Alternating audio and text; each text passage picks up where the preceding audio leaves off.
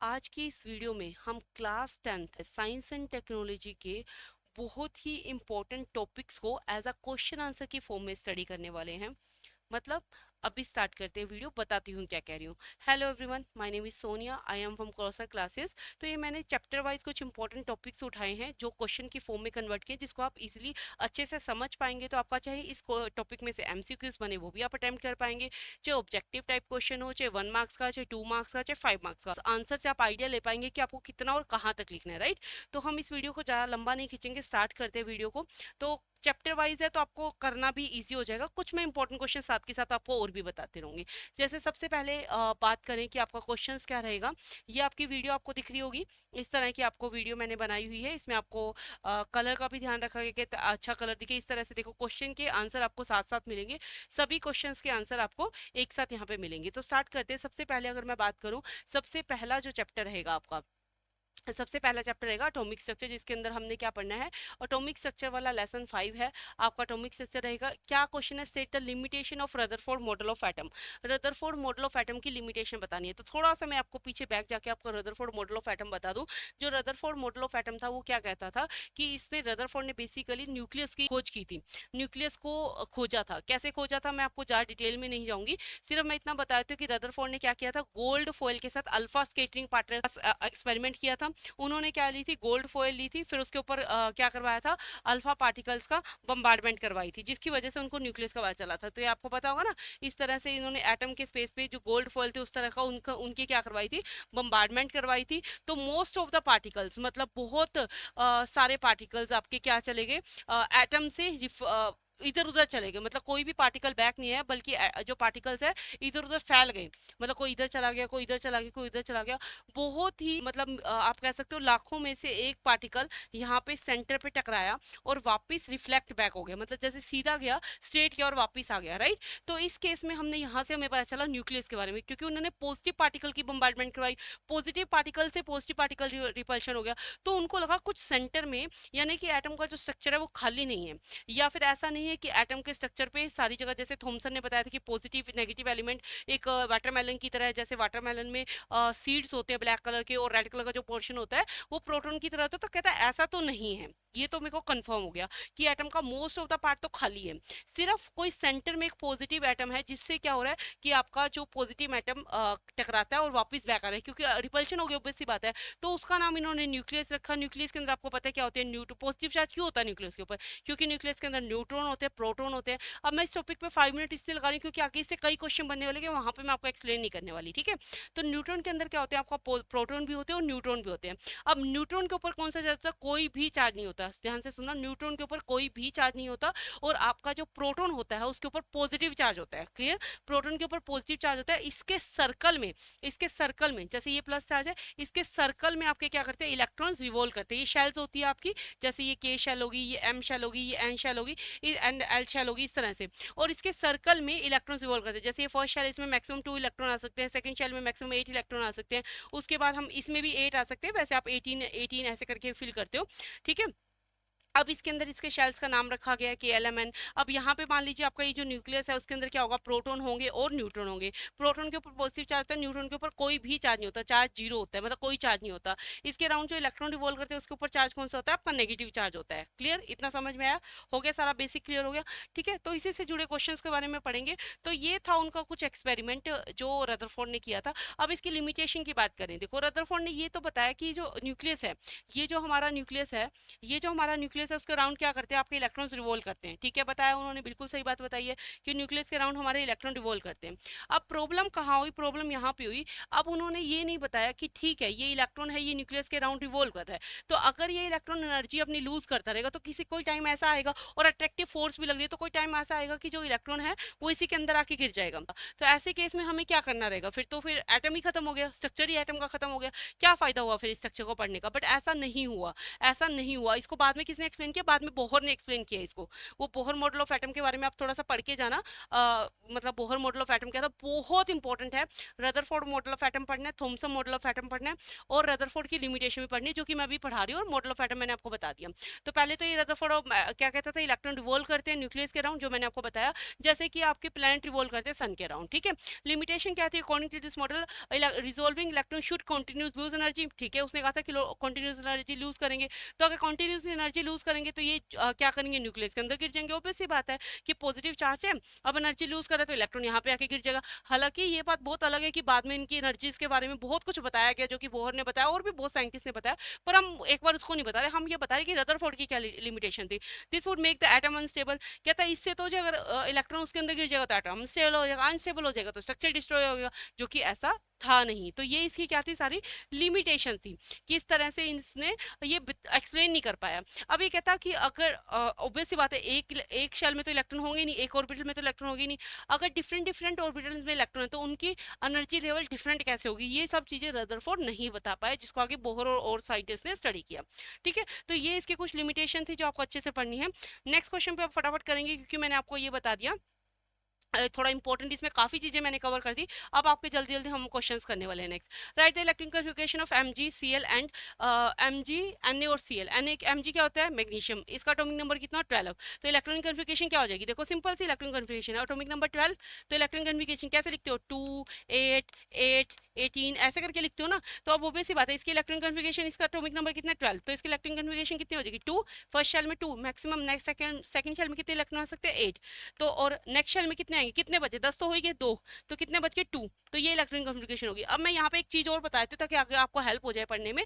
अब देखो ये 2 इलेक्ट्रॉन है, हर कोई एटम अपने आप में स्टेबल होना चाहता है, तो ये इसको क्या करना पड़ेगा, या तो ये 6 इलेक्ट्रॉन ले ले, अपने पास 6 इलेक्ट्रॉन ले ले, या ये क्या करे, 2 इलेक्ट्रॉन लूज कर दे। तो Mg ऑब्वियस सी बात है 6 इलेक्ट्रॉन लेके अपने स्ट्रक्चर को टाइट भी नहीं करेगा। देखो ये 6 इलेक्ट्रॉन ले सकता है, पर बहुत एनर्जी देनी पड़ेगी, एक तो शेल छोटी, ऊपर से आप 6 इलेक्ट्रॉन और डाल रहे हो, तो इससे इजीली काम इसका क्या करें, 2 इलेक्ट्रॉन लूज कर दे। तो Mg हो गया, सोडियम हो गया, ये सारे क्या करते हैं, इलेक्ट्रॉन लूज करते हैं, ठीक है। ऐसे अगर मैं सोडियम की बात करूं, एटॉमिक नंबर 11, इलेक्ट्रॉनिक कन्फिगरेशन क्या हो जाएगी, एटॉमिक नंबर 11। तो इलेक्ट्रॉनिक कन्फिगरेशन आपकी क्या हो जाएगी, इलेक्ट्रॉनिक कन्फिगरेशन हो जाएगी इसकी 281, क्या हो जाएगी, 281। तो ऑब्वियस सी बात है, या तो ये 7 इलेक्ट्रॉन गेन करे या फिर 1 इलेक्ट्रॉन लॉस कर दे, ऑब्वियस सी बात है लॉस करेगा। तो यहाँ पे Na क्या बनता है, 1 इलेक्ट्रॉन लॉस करके Na प्लस बन जाता है, 1 बन जाता है, ये क्या बनता है, +2 बनता है। ऐसे Cl क्या बनता है, -1, क्योंकि Cl की कन्फिगरेशन क्या होती है, 17।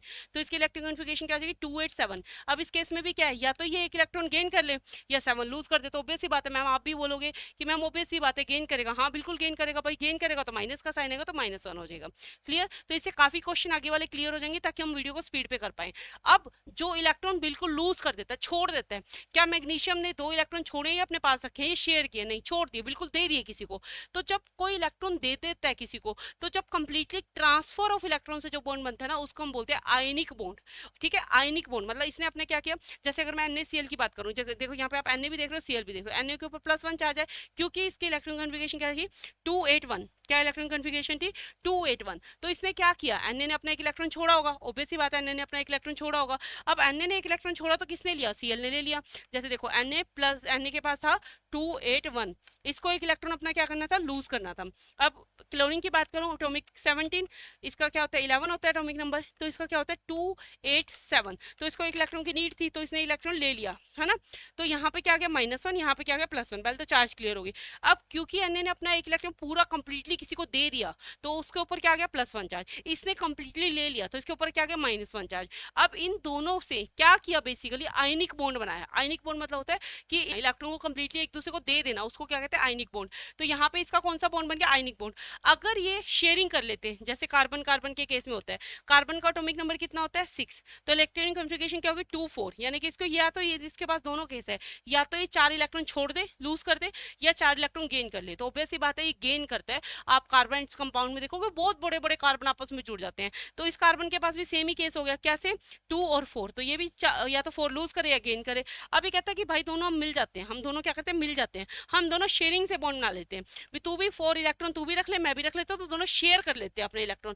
जब हम इलेक्ट्रॉन शेयर करते हैं तो शेयरिंग से जो बॉन्ड बनता है उसको हम कहते हैं कोवैलेंट बॉन्ड। कोवैलेंट बॉन्ड, देखो इसने अपने इलेक्ट्रॉन चारों इसको दिए नहीं है, इसे चारों लिए नहीं है, बस शेयर कर लिए, तो शेयरिंग से जो बॉन्ड बनता है उसको हम कहते हैं कोवैलेंट बॉन्ड। क्लियर? तो इससे आपको काफी चीजें क्लियर होगी होगी ताकि हम आगे इजिली पढ़ पाए। तो अगर जब क्वेश्चन की बात करें तो कॉन्फ़िगरेशन कैसे लिखोगे, जैसे यहाँ पे लिखी हुई है 282, और अगर इसकी सोडियम की बात करो 281 और 17 287, ठीक है, इलेक्ट्रॉनिक कॉन्फ़िगरेशन आपकी क्लियर होगी। अब देखो इसने आगे ये भी बताया क्या रूल है, के में मैक्सिमम 2 इलेक्ट्रॉन आ सकते हैं, एल में मैक्सिमम 8 इलेक्ट्रॉन, और एन में कितने आ सकते हैं, के एल एम एन, इस तरह से शेल चलती है ना, के एल एम एन। अगर मैंने वहां पे भी लिखने में डायग्राम में मिस्टेक कर दिया तो इस तरह से शेल चलती है, मतलब जो आपका अल्फाबेटिकली ऑर्डर, तो इसमें मैक्सिमम 8 इलेक्ट्रॉन आ सकते हैं, ठीक है। तो ये इस तरह से आप क्वेश्चन को अटेम्प्ट करोगे। नेक्स्ट क्वेश्चन आपका कहता है what is isotope and isobar. Isotope and isobar क्या होते हैं, देखो atom have the same atomic number, जिनका एटम का आइसोटोप, टोप से याद रखो, टोप मतलब सेम, टोप मतलब हम क्या करते हैं, मतलब हमें ऐसे याद रखो कि हमने सारे फ्लोर्स को टोप हमने कहते हैं सेम बनाना है, सबका फ्लोर का टॉप सेम बनाना है, तो सेम यानी कि सेम एटॉमिक नंबर, जिनका एटॉमिक नंबर सेम हो, जिनका एटॉमिक नंबर सेम हो बट मास नंबर डिफरेंट हो, उसको हम क्या कहते हैं आइसोटोप। जैसे हाइड्रोजन की बात करो, हाइड्रोजन के 3 आइसोटोप होते हैं, जैसे कि जिनका हाइड्रोजन 1 एटॉमिक नंबर होता है पर मास नंबर तीनों का डिफरेंट होता है। कैसे कि हाइड्रोजन का जो एटॉमिक मास होता है, एटॉमिक मास होता है 3 आइसोटोप्स के केस में, हाइड्रोजन का जो एटॉमिक मास रहेगा वो कैसे रहता है, देखो इस तरह से रहेगा, हाइड्रोजन 1 1, हाइड्रोजन 1 और 2, हाइड्रोजन 1 और 3, ये क्या है एटॉमिक मास, इनका एटॉमिक मास क्या होता है, डिफरेंट होता है, इसलिए हम कहते हैं हाइड्रोजन के 3 आइसोटोप है, कौन से हो गए, प्रोटियम, ड्यूटेरियम और ट्रिटियम, ये क्या होते हैं, इसके 3 आइसोटोप होते हैं। और आइसोबार क्या होते हैं, जिनके अंदर मास नंबर क्या हो, एटॉमिक नंबर क्या हो, डिफरेंट हो बट मास नंबर सेम हो, एटॉमिक नंबर डिफरेंट। जैसे कि अगर मैं बात करूं आर्गन की, आर्गन का एटॉमिक नंबर कितना है 18, ये 20 तक आपको याद होनी चाहिए मास और एटॉमिक नंबर। कैल्शियम की बात करूं, एटॉमिक नंबर कितना है 20, पर अगर मैं इनकी एटॉमिक मास की बात करूं, एटॉमिक मास की बात करूं, दोनों का एटॉमिक मास क्या है 40, दोनों का एटॉमिक मास क्या है 40। तो ऐसे एलिमेंट जिनका एटॉमिक मास सेम हो बट एटॉमिक नंबर डिफरेंट हो उसको हम क्या कहते हैं आइसोबार, उसको हम क्या कहते हैं आइसोबार। क्लियर हुआ, अच्छे से समझ आ गया। चलो अब काफी चीजें क्लियर होगी तो फटाफट इनको चीजों को पढ़ते जाएंगे। Atomic number versus mass number बताया था, एटॉमिक नंबर क्या होता है, जितने नंबर ऑफ प्रोटॉन्स उसके अंदर प्रेजेंट हो। अब प्रोटॉन का होते हैं न्यूक्लियस के अंदर, न्यूक्लियस के अंदर प्रोटॉन और न्यूट्रॉन तो होते हैं। और एटॉमिक मास क्या होता है, देखो एटॉमिक नंबर ध्यान से सुनो, कितने नंबर ऑफ उसके अंदर इलेक्ट्रॉन प्रेजेंट है या कितने नंबर ऑफ प्रोटॉन प्रेजेंट है उसको एटॉमिक नंबर कहते हैं। एटॉमिक मास क्या होता है, कितने number of proton plus neutron present है। जैसे कि अगर मैं इसकी बात करूं, अगर मैं इसकी बात करूं सोडियम की, तो सोडियम का एटॉमिक नंबर क्या है 11, तो इसके अंदर 11 ही इलेक्ट्रॉन हो गए और 11 ही प्रोटॉन हो गए, तो ये इसका क्या होगा एटॉमिक नंबर। अगर मैं इसके मास नंबर की बात करूं तो इसके अंदर क्या होगा, आपके 11 इलेक्ट्रॉन है और 12 न्यूट्रॉन है, तो एटॉमिक मास नंबर कितना हो गया 23 हो जाएगा। क्लियर? उसके बाद इस तरह से आप मास नंबर को कैलकुलेट करते हो। उसके बाद सब atomic particle and their charges आपको पता ही है, ये बताया था इलेक्ट्रॉन के ऊपर नेगेटिव चार्ज, प्रोटॉन के ऊपर पॉजिटिव चार्ज, न्यूट्रॉन के ऊपर नो चार्ज, कोई भी चार्ज नहीं होता। उसके बाद प्रोडक्ट क्लासिफिकेशन ऑफ एलिमेंट्स का नेक्स्ट चैप्टर आ गया, इसके अंदर से हमने प्रोडक्ट क्लासिफिकेशन करनी है। इसमें क्या कह रहा है, मॉडर्न पीरियोडिक टेबल ला के आ गया था, मॉडर्न पीरियोडिक टेबल ला के आ गया था the physical and chemical properties of the element in periodic function of their atomic numbers. अब ये क्या कहते हैं, this means when the elements are arranged according to increasing atomic number similar property repeat after some interval. कहता अगर हम elements को ऐसे अरेंज करें इंक्रीजिंग एटॉमिक नंबर के केस में, तो उनकी जो प्रॉपर्टीज है केमिकल प्रॉपर्टी और फिजिकल प्रॉपर्टी में कुछ इंटरवल के बाद वो क्या होती है, रिपीट हो जाती है, मतलब सेम प्रॉपर्टी शो करती है, उसको हम क्या कहते हैं मॉडर्न पीरियोडिक टेबल ला कहते हैं। बहुत इंपॉर्टेंट क्वेश्चन है, कर लीजिएगा, ये ध्यान से रखिएगा।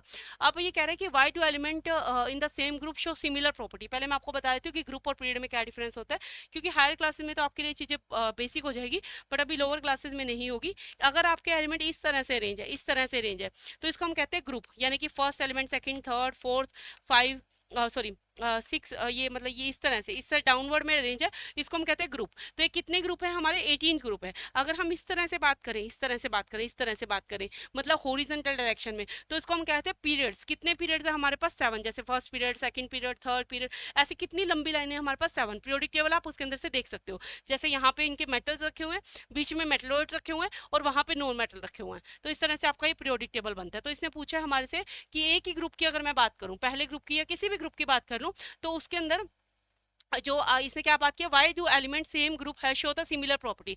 जैसे कि अगर मैं पहले ग्रुप की बात करूं, पहले ग्रुप में आपको कौन सा मिलेगा, एस ब्लॉक के एलिमेंट मिलेंगे। ये दो आपके एस ब्लॉक है, ये दो क्या है आपके एस ब्लॉक। हमारे चार ब्लॉक होते हैं बेसिकली, एस पी डी और एफ, ठीक है।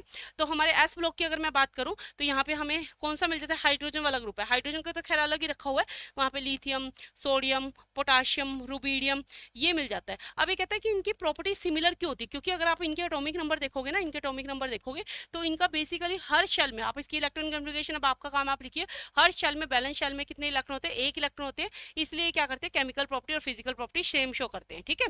ये आप थोड़ा सा इसको अपने आप से देखोगे कि इनकी इलेक्ट्रॉन कन्फिगरेशन मैंने आपको बता दिया, बैलेंस शेल में यानी कि लास्ट शेल में कितने इलेक्ट्रॉन होते हैं, एक इलेक्ट्रॉन होते हैं, इसलिए क्या करते हैं, सेम प्रॉपर्टी को शो करते हैं। आगे क्या difference between the group and period, अभी बताया कि ग्रुप क्या होते हैं, पीरियड्स क्या होते हैं। ग्रुप क्या होते हैं, वर्टिकल कॉलम होते हैं, और पीरियड क्या होते हैं, आपके हॉरिजॉन्टल कॉलम होते हैं, ठीक है। मेटल और नॉन मेटल की पोजीशन अभी बताया कि मेटल्स होते हैं वो लेफ्ट साइड में होते हैं, नॉन मेटल राइट साइड में होते हैं, मेटलॉइड्स क्या होते हैं आपके सेंटर में होते हैं। उसके बाद आ गया आपका केमिकल बॉन्डिंग वाला नेक्स्ट चैप्टर आ गया। सारी चीजें अच्छे से एक्सप्लेन इसीलिए की थी ताकि बार बार रिपीट ना करने पड़े। सबसे पहला क्वेश्चन ही देखो, आयनिक बॉन्ड क्या होता है, अभी बताया था, जो कंप्लीटली ट्रांसफर ऑफ इलेक्ट्रॉन से बनता है। आयनिक बॉन्ड क्या होता है, जो आपका कंप्लीटली ट्रांसफर ऑफ इलेक्ट्रॉन से बनता है, जहां पे आपके इलेक्ट्रॉन्स क्या होते हैं, कंप्लीटली ट्रांसफर होते हैं। जैसे NaCl का केस यही बताया था मैंने, Na छोड़ दिया, Cl ने ले लिया। कोवलेंट बॉन्ड क्या होते हैं, जो शेयरिंग से बनते हैं, जैसे कार्बन कार्बन ने बनाया था वो कोवलेंट बॉन्ड है। हाइड्रोजन हाइड्रोजन बनाया, ये भी एक तरह से कोवलेंट बॉन्ड है। ऑक्सीजन O2 बना लिया, ये भी क्या है, कोवलेंट बॉन्ड है। क्योंकि ये सब क्या बनाते हैं, शेयरिंग से बॉन्ड बनाते हैं। कैसे बनाते हैं, शेयरिंग से बॉन्ड बनाते हैं, तो उनको हम क्या कहते हैं, कोवलेंट बॉन्ड। सब चीजें लिखी हुई है, बिल्कुल आराम से आप पढ़ सकते हो। इलेक्ट्रॉन डॉट स्ट्रक्चर क्या होता है, देखो इलेक्ट्रॉन डॉट स्ट्रक्चर में हमें क्या करना होता है, एक इलेक्ट्रॉन को, जो लास्ट शेल में जो इलेक्ट्रॉन, जैसे सोडियम की अगर मैं बात करूं तो लास्ट शेल का जो इलेक्ट्रॉन उसको डॉट से रिप्रेजेंट करना होता है। जैसे कि अगर मैं सोडियम की बात करूं तो सोडियम में लास्ट बैलेंस शेल में कितने इलेक्ट्रॉन था, एक इलेक्ट्रॉन था। क्यों, सोडियम की इलेक्ट्रॉन कन्फिगरेशन क्या थी, 11, क्या थी 2 8 1। तो इसके लास्ट शेल में कितने इलेक्ट्रॉन, एक, तो इसको कैसे रिप्रेजेंट कर दो, डॉट से। क्लोरीन की बात करो, इलेक्ट्रॉन कन्फिगरेशन क्या थी, 2 8 7, लास्ट शेल में कितने इलेक्ट्रॉन, 7। तो 7 डॉट से रिप्रेजेंट कर, 1 2 3 4 5 6 7। क्लियर हो, इस तरह से इसको रिप्रेजेंट करते हैं। ये इलेक्ट्रॉन डॉट स्ट्रक्चर होता है आपका, समझ में आया। उसके बाद why ionic compounds conduct electricity in the molten state, देखो सिंपल सी बात है, पानी में नमक डाल दिया, NaCl था, अब और भी बना के दिखाया, Na प्लस होता है Cl माइनस होता है, यानी कि आयन बन जाते हैं। आयन बन जाते हैं तो अब क्या हो गया, इलेक्ट्रॉन्स मूव करेंगे। अब फ्री ऑफ इलेक्ट्रॉन मतलब सॉरी, मूव ऑफ इलेक्ट्रॉन तो क्या होता है, करंट होता है। तो इसलिए जब हम पानी के अंदर नमक डालते हैं तो इलेक्ट्रिसिटी को प्रोड्यूस करता है। देखो क्या होता है, मोल्टन स्टेट में जो आयन है वो फ्री हो जाते हैं, तो ये आयन क्या करेंगे, मूव करेंगे, मूव करेंगे तो करंट पास होगा आपका, ठीक है। आगे आ गया फॉर्मेशन ऑफ NaCl और MgO, अभी बताया था कैसे बनता है ये NaCl, अभी बताया था, एक इलेक्ट्रॉन छोड़ देगा, Cl एक इलेक्ट्रॉन ले जाएगा तो NaCl बन जाएगा। सिमिलरली MgO है, ये आपको खुद करना है, मैं थोड़ा सा बताया। तो इस केस में क्या होगा, Mg के पास कितने थे, 12, इलेक्ट्रॉन कन्फिगरेशन 282, ऑक्सीजन क्या क्या है 8 एटॉमिक नंबर, इलेक्ट्रॉन कन्फिगरेशन 26। इसको 2 चाहिए, इसको 2 चाहिए, इसको 2 लूज करने हैं, इसको 2 लूज करने हैं। ये क्या बनेगा, Mg2 प्लस बनेगा, ये O2 माइनस बनेगा। बना के देखो, जैसे अभी NaCl बनाया था वैसे इसका बना के देखो। सारा केस मैंने समझा दिया, अब आप बनाना काम है आपका, ठीक है। अब आप इसको प्रैक्टिस करोगे, आंसर यहाँ लिखा हुआ है, आंसर आप साथ साथ पढ़ते रहोगे, ठीक है। उसके बाद क्या आ गया, एसिड बेस एंड साल्ट, नया चैप्टर आ गया, acid base and salt. Acid base and salt के अंदर हमें क्या करना है, पीएच स्केल पे इनको डिफाइन करना है। तो मैं आपको बता दूं, जो पीएच स्केल होता है ना वो कहाँ तक मेजर करता है, पीएच स्केल आपका मेजर करता है 1 to 14 तक, मतलब पीएच स्केल की वैल्यू क्या होती है, 1 to 14 तक होती है। यहाँ पे बीच में क्या होता है 7, जिसकी वैल्यू 7 है, 7 की इक्वल है, वो क्या होता है न्यूट्रल, वो क्या होता है न्यूट्रल। और ये वाला क्या होता है, स्ट्रोंगेस्ट बेस, क्या होता है स्ट्रोंगेस्ट बेस, मतलब जिसके यहाँ पे क्या हो गया, स्ट्रोंगेस्ट बेस, स्ट्रोंगेस्ट बेस, ये जिसका मतलब पीएच क्या हो गया 14 हो गया, वो सबसे ज्यादा स्ट्रॉन्ग बेस होगा। और 13 12 11 10 9 8 ये बेस की वैल्यू वीक होती जाएगी। ऐसे अगर मैं एसिड की बात करूं तो ये क्या होगा आपका स्ट्रोंगेस्ट एसिड, स्ट्रोंगेस्ट एसिड मतलब सबसे ज्यादा स्ट्रोंग एसिड का कौन सा होगा, जिसका क्या होगा pH 1 होगा। उसके बाद 2 3 4 5 6 एंड सो ऑन, इसकी वैल्यू क्या हो जाएगी, एसिडिटी कम होती जाएगी। ऐसा नहीं कि स्ट्रोंग नहीं होंगे, स्ट्रोंग होंगे बट थोड़े कम होते जाएंगे। तो यहाँ पे 7 पे आके जिसकी वैल्यू 7 हो जाएगी वो क्या हो जाएगा, न्यूट्रल हो जाएगा, फिर बेसिक कैरेक्टर बढ़ता रहेगा। तो ये आपका पीएच स्केल होता है, क्लियर। उसके बाद देखिए, explain the neutralisation with equation. Neutralisation reaction क्या होती है, जहाँ पे आप क्या कर देते हो, जैसे कि हमने क्या ले लिया, जैसे यहाँ पे HCl और आपका मतलब न्यूट्रलाइजेशन रिएक्शन होती है जिसके अंदर आप एक एसिड ले लो, एक बेस ले लो, दोनों को रिएक्ट करवा के साल्ट और वाटर बनाते हैं। एक सिंपल सी रिएक्शन बताती हूँ, यहाँ पे लिख भी रखी है, मैं आपको बताती हूँ हुआ कैसे इस रिएक्शन में। देखो क्या लिखा हुआ है, आपका क्या लिया, HCl लिया, प्लस एक एसिड ले लिया, स्ट्रॉन्ग एसिड ले लिया, एक बेस ले लिया, बेस NaOH, मोस्टली यही लेते हैं। बेस के ले लिया NaH। मेटल की अगर बात करते हैं तो जिंक मेटल ले लेते हैं मोस्टली केसेस में, रिएक्शन में बता रही हूँ। एसिड की बात करें HCl, बेस की बात करें NaOH, और मेटल्स अगर आपको लेनी हो तो जिंक ले लेते हैं। और अगर आपका क्या नाम लेते हैं, तुमको ध्यान है, साल्ट की बात करें, हाँ साल्ट की बात करें तो NaCl साल्ट, मतलब ये बेसिकली लेते हैं। एसिड तो आपके और भी होते हैं, H2SO4 भी होता है, और भी बहुत एसिड होते हैं, बट हम मोस्टली यही केसेस में ये इलेक्ट्रॉन्स वगैरह लेते हैं। तो अगर मैं बात करूँ, देखो इस रिएक्शन की बात करूँ, एक एसिड ले लिया, एक बेस ले लिया, तो बनना क्या चाहिए हमारा, क्या बनना चाहिए हमारा, इन दोनों से साल्ट बनना चाहिए हमारा। क्या बनना चाहिए, साल्ट बनना चाहिए। ये यहाँ से टूटेगा, ये यहाँ से टूटेगा, ये NaCl बनना चाहिए, तो ये इसके साथ जुड़ जाएगा, तो हमारा क्या बन जाएगा, प्रोडक्ट क्या बन जाएगा हमारा, यहाँ पे प्रोडक्ट बन जाएगा NaCl बन जाएगा, प्लस हमारा निकल क्या जाएगा, ये OH और ये H, ये OH और H, तो क्या बन जाएगा हमारा, H2O बाहर निकल जाएगा। H2O क्या है, पानी बाहर निकल जाएगा, मतलब पानी बन जाएगा इसके साथ, मतलब नमक और पानी बन जाएगा जब हम एसिड और बेस की रिएक्शन करवाएंगे। ऐसे अगर आप मेटल की रिएक्शन करवाते ना, यहाँ पे मेटल हो जाता है, मेटल की रिएक्शन करवाते तो हमारा वहाँ पे क्या होता है, हाइड्रोजन गैस निकलती है। आगे जाके स्टडी करेंगे, वहाँ पे हाइड्रोजन गैस निकलती है, आगे रिएक्शन में देखेंगे, ठीक है। तो ये this reaction reduce acidic and basic effect, ये क्या करती है, एसिड और बेसिक इफेक्ट को कम कर देती है। लिटमस पेपर या मिथाइल ऑरेंज से क्या चेंजेस होते हैं, ये आपने छोटी 6 क्लास में भी पढ़ा होता है। एसिड जो क्या करता है, ब्लू को रेड कर देता है, और बेस क्या करता है, रेड को ब्लू कर देता है, ठीक है। अब आगे यूजिंग ऑफ ब्लीचिंग सोडा है, तो आपको पता ही है कहाँ यूज करते हैं, क्लीनिंग एजेंट की तरह यूज किया जाता है, ब्लीचिंग कॉटन और पेपर की तरह यूज किया जाता है, और डिसइंफेक्टिंग ड्रिंकिंग शुगर में यूज किया जाता है, ठीक है। ये तो आप कोई खास बात नहीं, इन चीजों को आप पढ़ सकते हो। आगे क्या, what happens when the acid react with metal, वही बताया था मैंने अभी, यही बता रही थी कि अगर एसिड मेटल के साथ रिएक्ट करेगा तो क्या बनेगा, साल्ट और हाइड्रोजन गैस। जैसे आपने एसिड क्या ले लिया, सपोज कीजिए, एसिड अगर नहीं समझ आ रहा तो देखो, मेटल मैंने क्या कहा था, जिंक लेना आपने, तो जिंक मेटल ले ली। एसिड क्या ले लिया, कुछ नहीं समझ आ रहा मैडम, HCl ले लिया, HCl ले लो, कोई दिक्कत नहीं है। साल्ट बनाना है हमें, क्या बनाना है, साल्ट बनाना है, तो कैसे साल्ट बनाओगे, साल्ट यानी Zn के साथ हमें क्या लेके आना पड़ेगा, Cl लेके आना पड़ेगा, Zn के साथ क्या लेके आना पड़ेगा, Cl लेके आने का। और मैम ने आपने बताया था हाइड्रोजन गैस निकलेगी, हाइड्रोजन गैस निकलेगी, तो यानी यहाँ से तो H2 निकलेगा। अगर यहाँ से H2 होगा तो यहाँ पे भी मेरे को इसको 2 करना पड़ेगा, तो क्योंकि रिएक्शन तो मेरे को बैलेंस करनी है, तो यहाँ अगर मैं 2 करूंगी तो मेरे को यहाँ पे Cl भी कितने हो जाएगी, 2, तो हमारी रिएक्शन क्या बन जाएगी, ZnCl2 प्लस हाइड्रोजन गैस, तो ये बन गया हमारा साल्ट, और यहाँ पे हमारे क्या होगी, ये H2 हमारी गैस निकल गई, ठीक है। तो बर्निंग पॉप की साउंड करके हाइड्रोजन गैस आपकी बाहर निकल जाती है, क्लियर। फोर्स एंड मोशन, देखो फिजिक्स के अंदर न्यूटन्स लॉ में से एक लॉ 101% पूछा ही जाता है, चाहे इसके ऊपर न्यूमेरिकल पूछ ले, चाहे लॉ पूछ ले, चाहे कुछ भी पूछ ले। तो अगर मैं फिजिक्स की आपकी बात करूं तो न्यूटन जो फर्स्ट लॉ आपका कहता है, न्यूटन फर्स्ट लॉ कहता है कि अगर कोई बॉडी रेस्ट में है तो वो रेस्ट में रहेगी, अगर कोई बॉडी मोशन में तो वो मोशन में रहेगी, अनटिल एंड अनलेस, जब तक कि उसके ऊपर कोई एक्सटर्नल फोर्स नहीं लगाई जा सकती। मतलब जब तक आप उसके ऊपर बाहर से कोई फोर्स नहीं लगाते, तब तक आपकी जो बॉडी है वो रेस्ट में तो रेस्ट में रहेगी, जब मोशन में तो मोशन में रहेगी, जब तक कि आपने उसके ऊपर कोई एक्सटर्नल फोर्स नहीं लगा दी। ये न्यूटन फर्स्ट लॉ है, तो ठीक है, इससे कोई फॉर्मूला निकल के नहीं आता। पर जो न्यूटन सेकंड लॉ है वो क्या कहता है, force is equal to M A, F is equal to क्या होता है, एम ए होता है, यानी कि फोर्स जो होती है वो लीनियर मोमेंटम के क्या होती है, डायरेक्टली प्रोपोर्शनल होती है। किसकी होती है, लीनियर मोमेंटम के डायरेक्टली प्रोपोर्शनल होती है, जिससे आपका फोर्स फॉर्मूला क्या निकल जाता है, F is equal to M A. ये फॉर्मूला बेस्ड आपको न्यूमेरिकल आते हैं। एफ एम यहाँ पे क्या है, मास है, और ए क्या है, एक्सेलेरेशन। ए क्या है, एक्सेलेरेशन। क्या होता है एक्सेलेरेशन, देखो एक्सेलेरेशन होता है चेंज इन वेलोसिटी। क्या होता है एक्सेलेरेशन, चेंज इन वेलोसिटी। क्या होता है, change in velocity, change in velocity. जैसे कि अगर मैं बात करूं, अगर मैं आपकी बात करूं कि अगर मैं एक जगह से दूसरी जगह गई, जैसे मेरे को यहाँ से मान लीजिए दिल्ली से जयपुर जाना है, तो क्या मैं एक ही स्पीड में चलती रहूंगी, मान लो अगर मैंने 20 की स्पीड में चला तो क्या मैं 20 की स्पीड में चलती, नहीं, बिल्कुल मेरी वहाँ पे वेलोसिटी चेंज होगी, कभी 30 भी हो सकती है, कभी 40 भी हो सकती है, कभी 50 भी हो सकती है। और क्या डायरेक्शन एक ही सीधा सीधा चलती रहूँ, नहीं, हर बार मेरी डायरेक्शन भी चेंज होगी।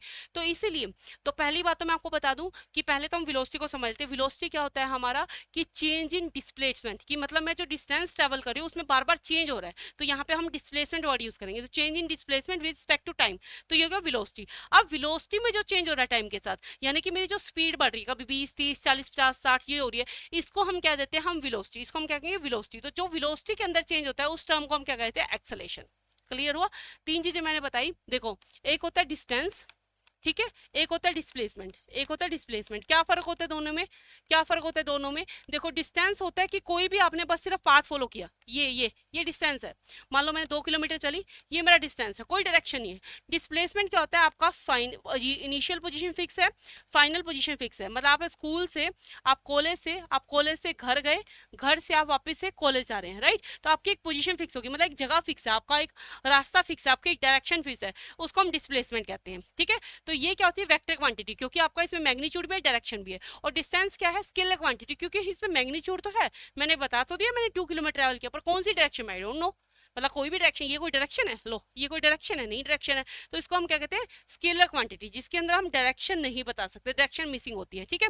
इसी तरह से सिमिलरली अगर मैं बात करूं स्पीड और वेलोसिटी की, अगर मैं बात करूं आपकी स्पीड और वेलोसिटी की, तो स्पीड भी क्या हो जाएगी, देखो अगर मैं बात करती हूँ स्पीड और वेलोसिटी की, तो वहां पे आपकी जो स्पीड होती है आपकी क्या होती है, scalar quantity, scalar quantity, scalar quantity. क्यों, क्योंकि स्पीड में मैं सिर्फ ये बताती हूँ कि मेरी स्पीड 50 थी, से 70 थी, 80 थी, पर किस डायरेक्शन में थी वो नहीं बताती। वेलोसिटी में मैं क्या बताती हूँ, डायरेक्शन बताती हूँ, डायरेक्शन बताती हूँ, पहले मैं ऐसे गई, फिर मैं ऐसे गई, फिर मैं ऐसे गई, फिर मैं ऐसे गई, फिर मैं ऐसे गई, तो यानी कि ए से बी गई, बी से सी गई, सी से डी गई, तो मैंने डायरेक्शन बताई, तो ये क्या हो गया, वेलोसिटी, तो ये एक वेक्टर क्वांटिटी होगी, ठीक है।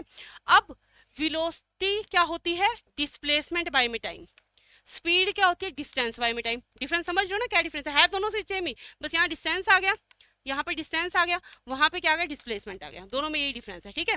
उसके बाद सिमिलरली अगर मैं एक्सेलेरेशन की बात करूँ, एक्सेलेरेशन क्या होता है, चेंज इन वेलोसिटी, वेलोसिटी में जो चेंज हुआ, वेलोसिटी में जो चेंज हुआ किसके रिस्पेक्टिव, टाइम के रिस्पेक्टिव, वो आपका क्या बन गया, एक्सेलेरेशन।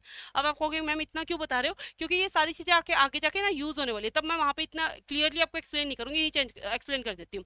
अब एक्सेलेरेशन क्या है, चेंज इन वेलोसिटी, तो चेंज इन वेलोसिटी किसकी वेलोसिटी, कि इनिशियली क्या थे, जब आप चले जब आपकी वेलोसिटी क्या थी, और जब फाइनल डेस्टिनेशन पे पहुंचे तब आपकी वेलोसिटी क्या थी, तो उन दोनों के चेंज को टाइम के हिसाब से एक्सेलेरेशन कहते हैं। तो फाइनल वेलोसिटी क्या थी, v से, इनिशियल वेलोसिटी क्या थी, u से, डिवाइड बाय कर दिया टाइम से, तो ये आ गया आपका चेंज इन वेलोसिटी, यानी कि ये क्या आ गया, एक्सेलेरेशन। क्लियर।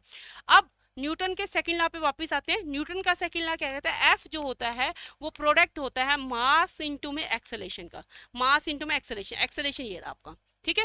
अब आपको क्या देंगे, मास देंगे, एक्सेलेरेशन कहेंगे, कहेंगे फोर्स क्या होती है, या फिर आपको एक्सेलेरेशन दे देंगे, एक्सेलेरेशन निकालने को बताएंगे, कहेंगे एक्सेलेरेशन क्या होती है, तो कर देना force by mass. Clear and so on, इस तरह से आप इसको कैलकुलेट कर सकते हो। न्यूटन थर्ड लॉ की बात कर लेते हैं। न्यूटन थर्ड लॉ क्या कहते हैं, every action has equal and opposite reaction, मतलब कोई भी अगर आप एक्शन करते हो तो उसका अपोजिट में आपको रिएक्शन मिलेगा, ठीक है।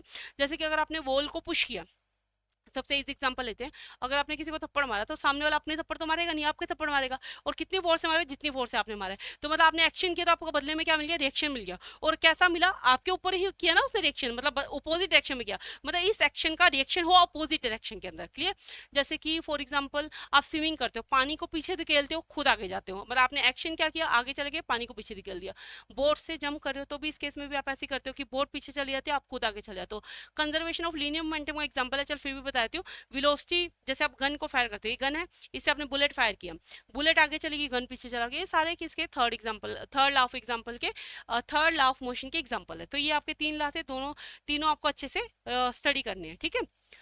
उसके बाद मैंने विद एग्जांपल बता दिया, इन्होंने तीनों लॉ की डेफिनेशन लिखी हुई है। उसके बाद डिफाइन एक्सेलेरेशन क्या है, एक्सेलेरेशन अभी बताया आपको क्या होता है, फॉर्मूला क्या होता है वो सारा बता दिया, यूनिट रहेगी, यूनिट बताया, तो एक्सेलेरेशन की यूनिट कैसे निकालते हैं, मीटर पर सेकंड स्क्वायर यूनिट होती है, देखो final velocity minus initial velocity by time, A is equal to क्या बोला, v minus U by T, ठीक है। यूनिट कैसे निकालोगे, वेलोसिटी क्या होती है, वेलोसिटी बाय टाइम, वेलोसिटी की यूनिट क्या होती है, नहीं पता मैम, डिस्टेंस बाय टाइम, ये होती है वेलोसिटी डिस्टेंस बाय टाइम, और डिवाइड बाय टाइम और पड़ा है अभी, ठीक है, टाइम और पड़ा है अभी डिवाइड बाय, तो वेलोसिटी डिस्टेंस की तो पता ही है मैम, लेंथ होती है, लेंथ की तो मीटर होती है, तो मीटर बाय टाइम, यहाँ पे एक टाइम और पड़ा था, मल्टीप्लाई टी, तो वेलोसिटी की यूनिट क्या होगी, मीटर पर टी स्क्वायर, टी स्क्वायर यानी टी की यूनिट क्या होती है, सेकंड, तो मीटर पर सेकंड स्क्वायर, तो वेलोसिटी की यूनिट क्या आ जाएगी, मीटर पर सेकंड स्क्वायर, क्या आ गई, मीटर पर सेकंड स्क्वायर, ठीक है। उसके बाद define between the speed and velocity, बताने की जरूरत नहीं, अभी बताया था स्पीड एंड वेलोसिटी क्या होता है, डिस्टेंस एंड डिस्प्लेसमेंट क्या होता है, कौन सी स्केलर क्वांटिटी होती है, कौन सी वेक्टर क्वांटिटी, सब बता के गई हूँ। उसके बाद ग्रेविटेशन की बात करते हैं, state universal law of gravitation, very very very important question, बहुत बार पूछा जाता है। इसमें क्या कहता है, कोई भी यूनिवर्स की जितनी भी चीजें आपस में क्या करती है, अट्रैक्ट करती है, अट्रैक्ट करने की वजह से क्या होता है उसके अंदर आपकी, ये कहता है यूनिवर्स है, यूनिवर्स में क्या करती है, चीजें आपस में एक दूसरे को अट्रैक्ट करती है, मतलब यूनिवर्स क्या करता है, एक बॉडी दूसरी बॉडी को जब अट्रैक्ट करती है तो उसको हम क्या कहते हैं, जब हम क्या कहते हैं कि एक बॉडी, मतलब कोई यूनिवर्स में हर बॉडी एक दूसरे को अट्रैक्ट करती है, तो उसके अंदर हमारा क्या होता है, जो फोर्स, जिस फोर्स से वो अट्रैक्ट होता है, वो फोर्स डायरेक्टली प्रोपोर्शनल होती है उनके मासेस के, इनवर्सली प्रोपोर्शनल होती है उनके डिस्टेंस ऑफ स्क्वायर के। जब इन दोनों को आप कंबाइन कर देते हो तो आपका फॉर्मूला निकल के आता है, फॉर्मूला निकल के आता है F is equal to m1 m2 by R square ठीक है, यहाँ डायरेक्टली प्रोपोर्शनल हो जाता है। ठीक है, इसको, और जब आप डायरेक्टली प्रोपोर्शन का साइन हटाते हो, डेरिवेशन भी हो गई है एक तरह से इसकी, ये डेरिवेशन भी हो गई है। अब जब इसका साइन हटाओगे आप डायरेक्टली प्रोपोर्शन का साइन हटाओगे तो आपका एफ जी m1 m2 यहाँ पे इसकी वैल्यू फिक्स रहती है, ग्रेविटेशन कॉन्स्टेंट बोलते हैं इसको, क्या बोलते हैं, ग्रेविटेशनल कॉन्स्टेंट। और इसकी वैल्यू क्या रहेगी आपके पूरे यूनिवर्स के अंदर, पूरे ब्रह्मांड में कहीं भी चले जाओ, इसकी वैल्यू फिक्स रहती है।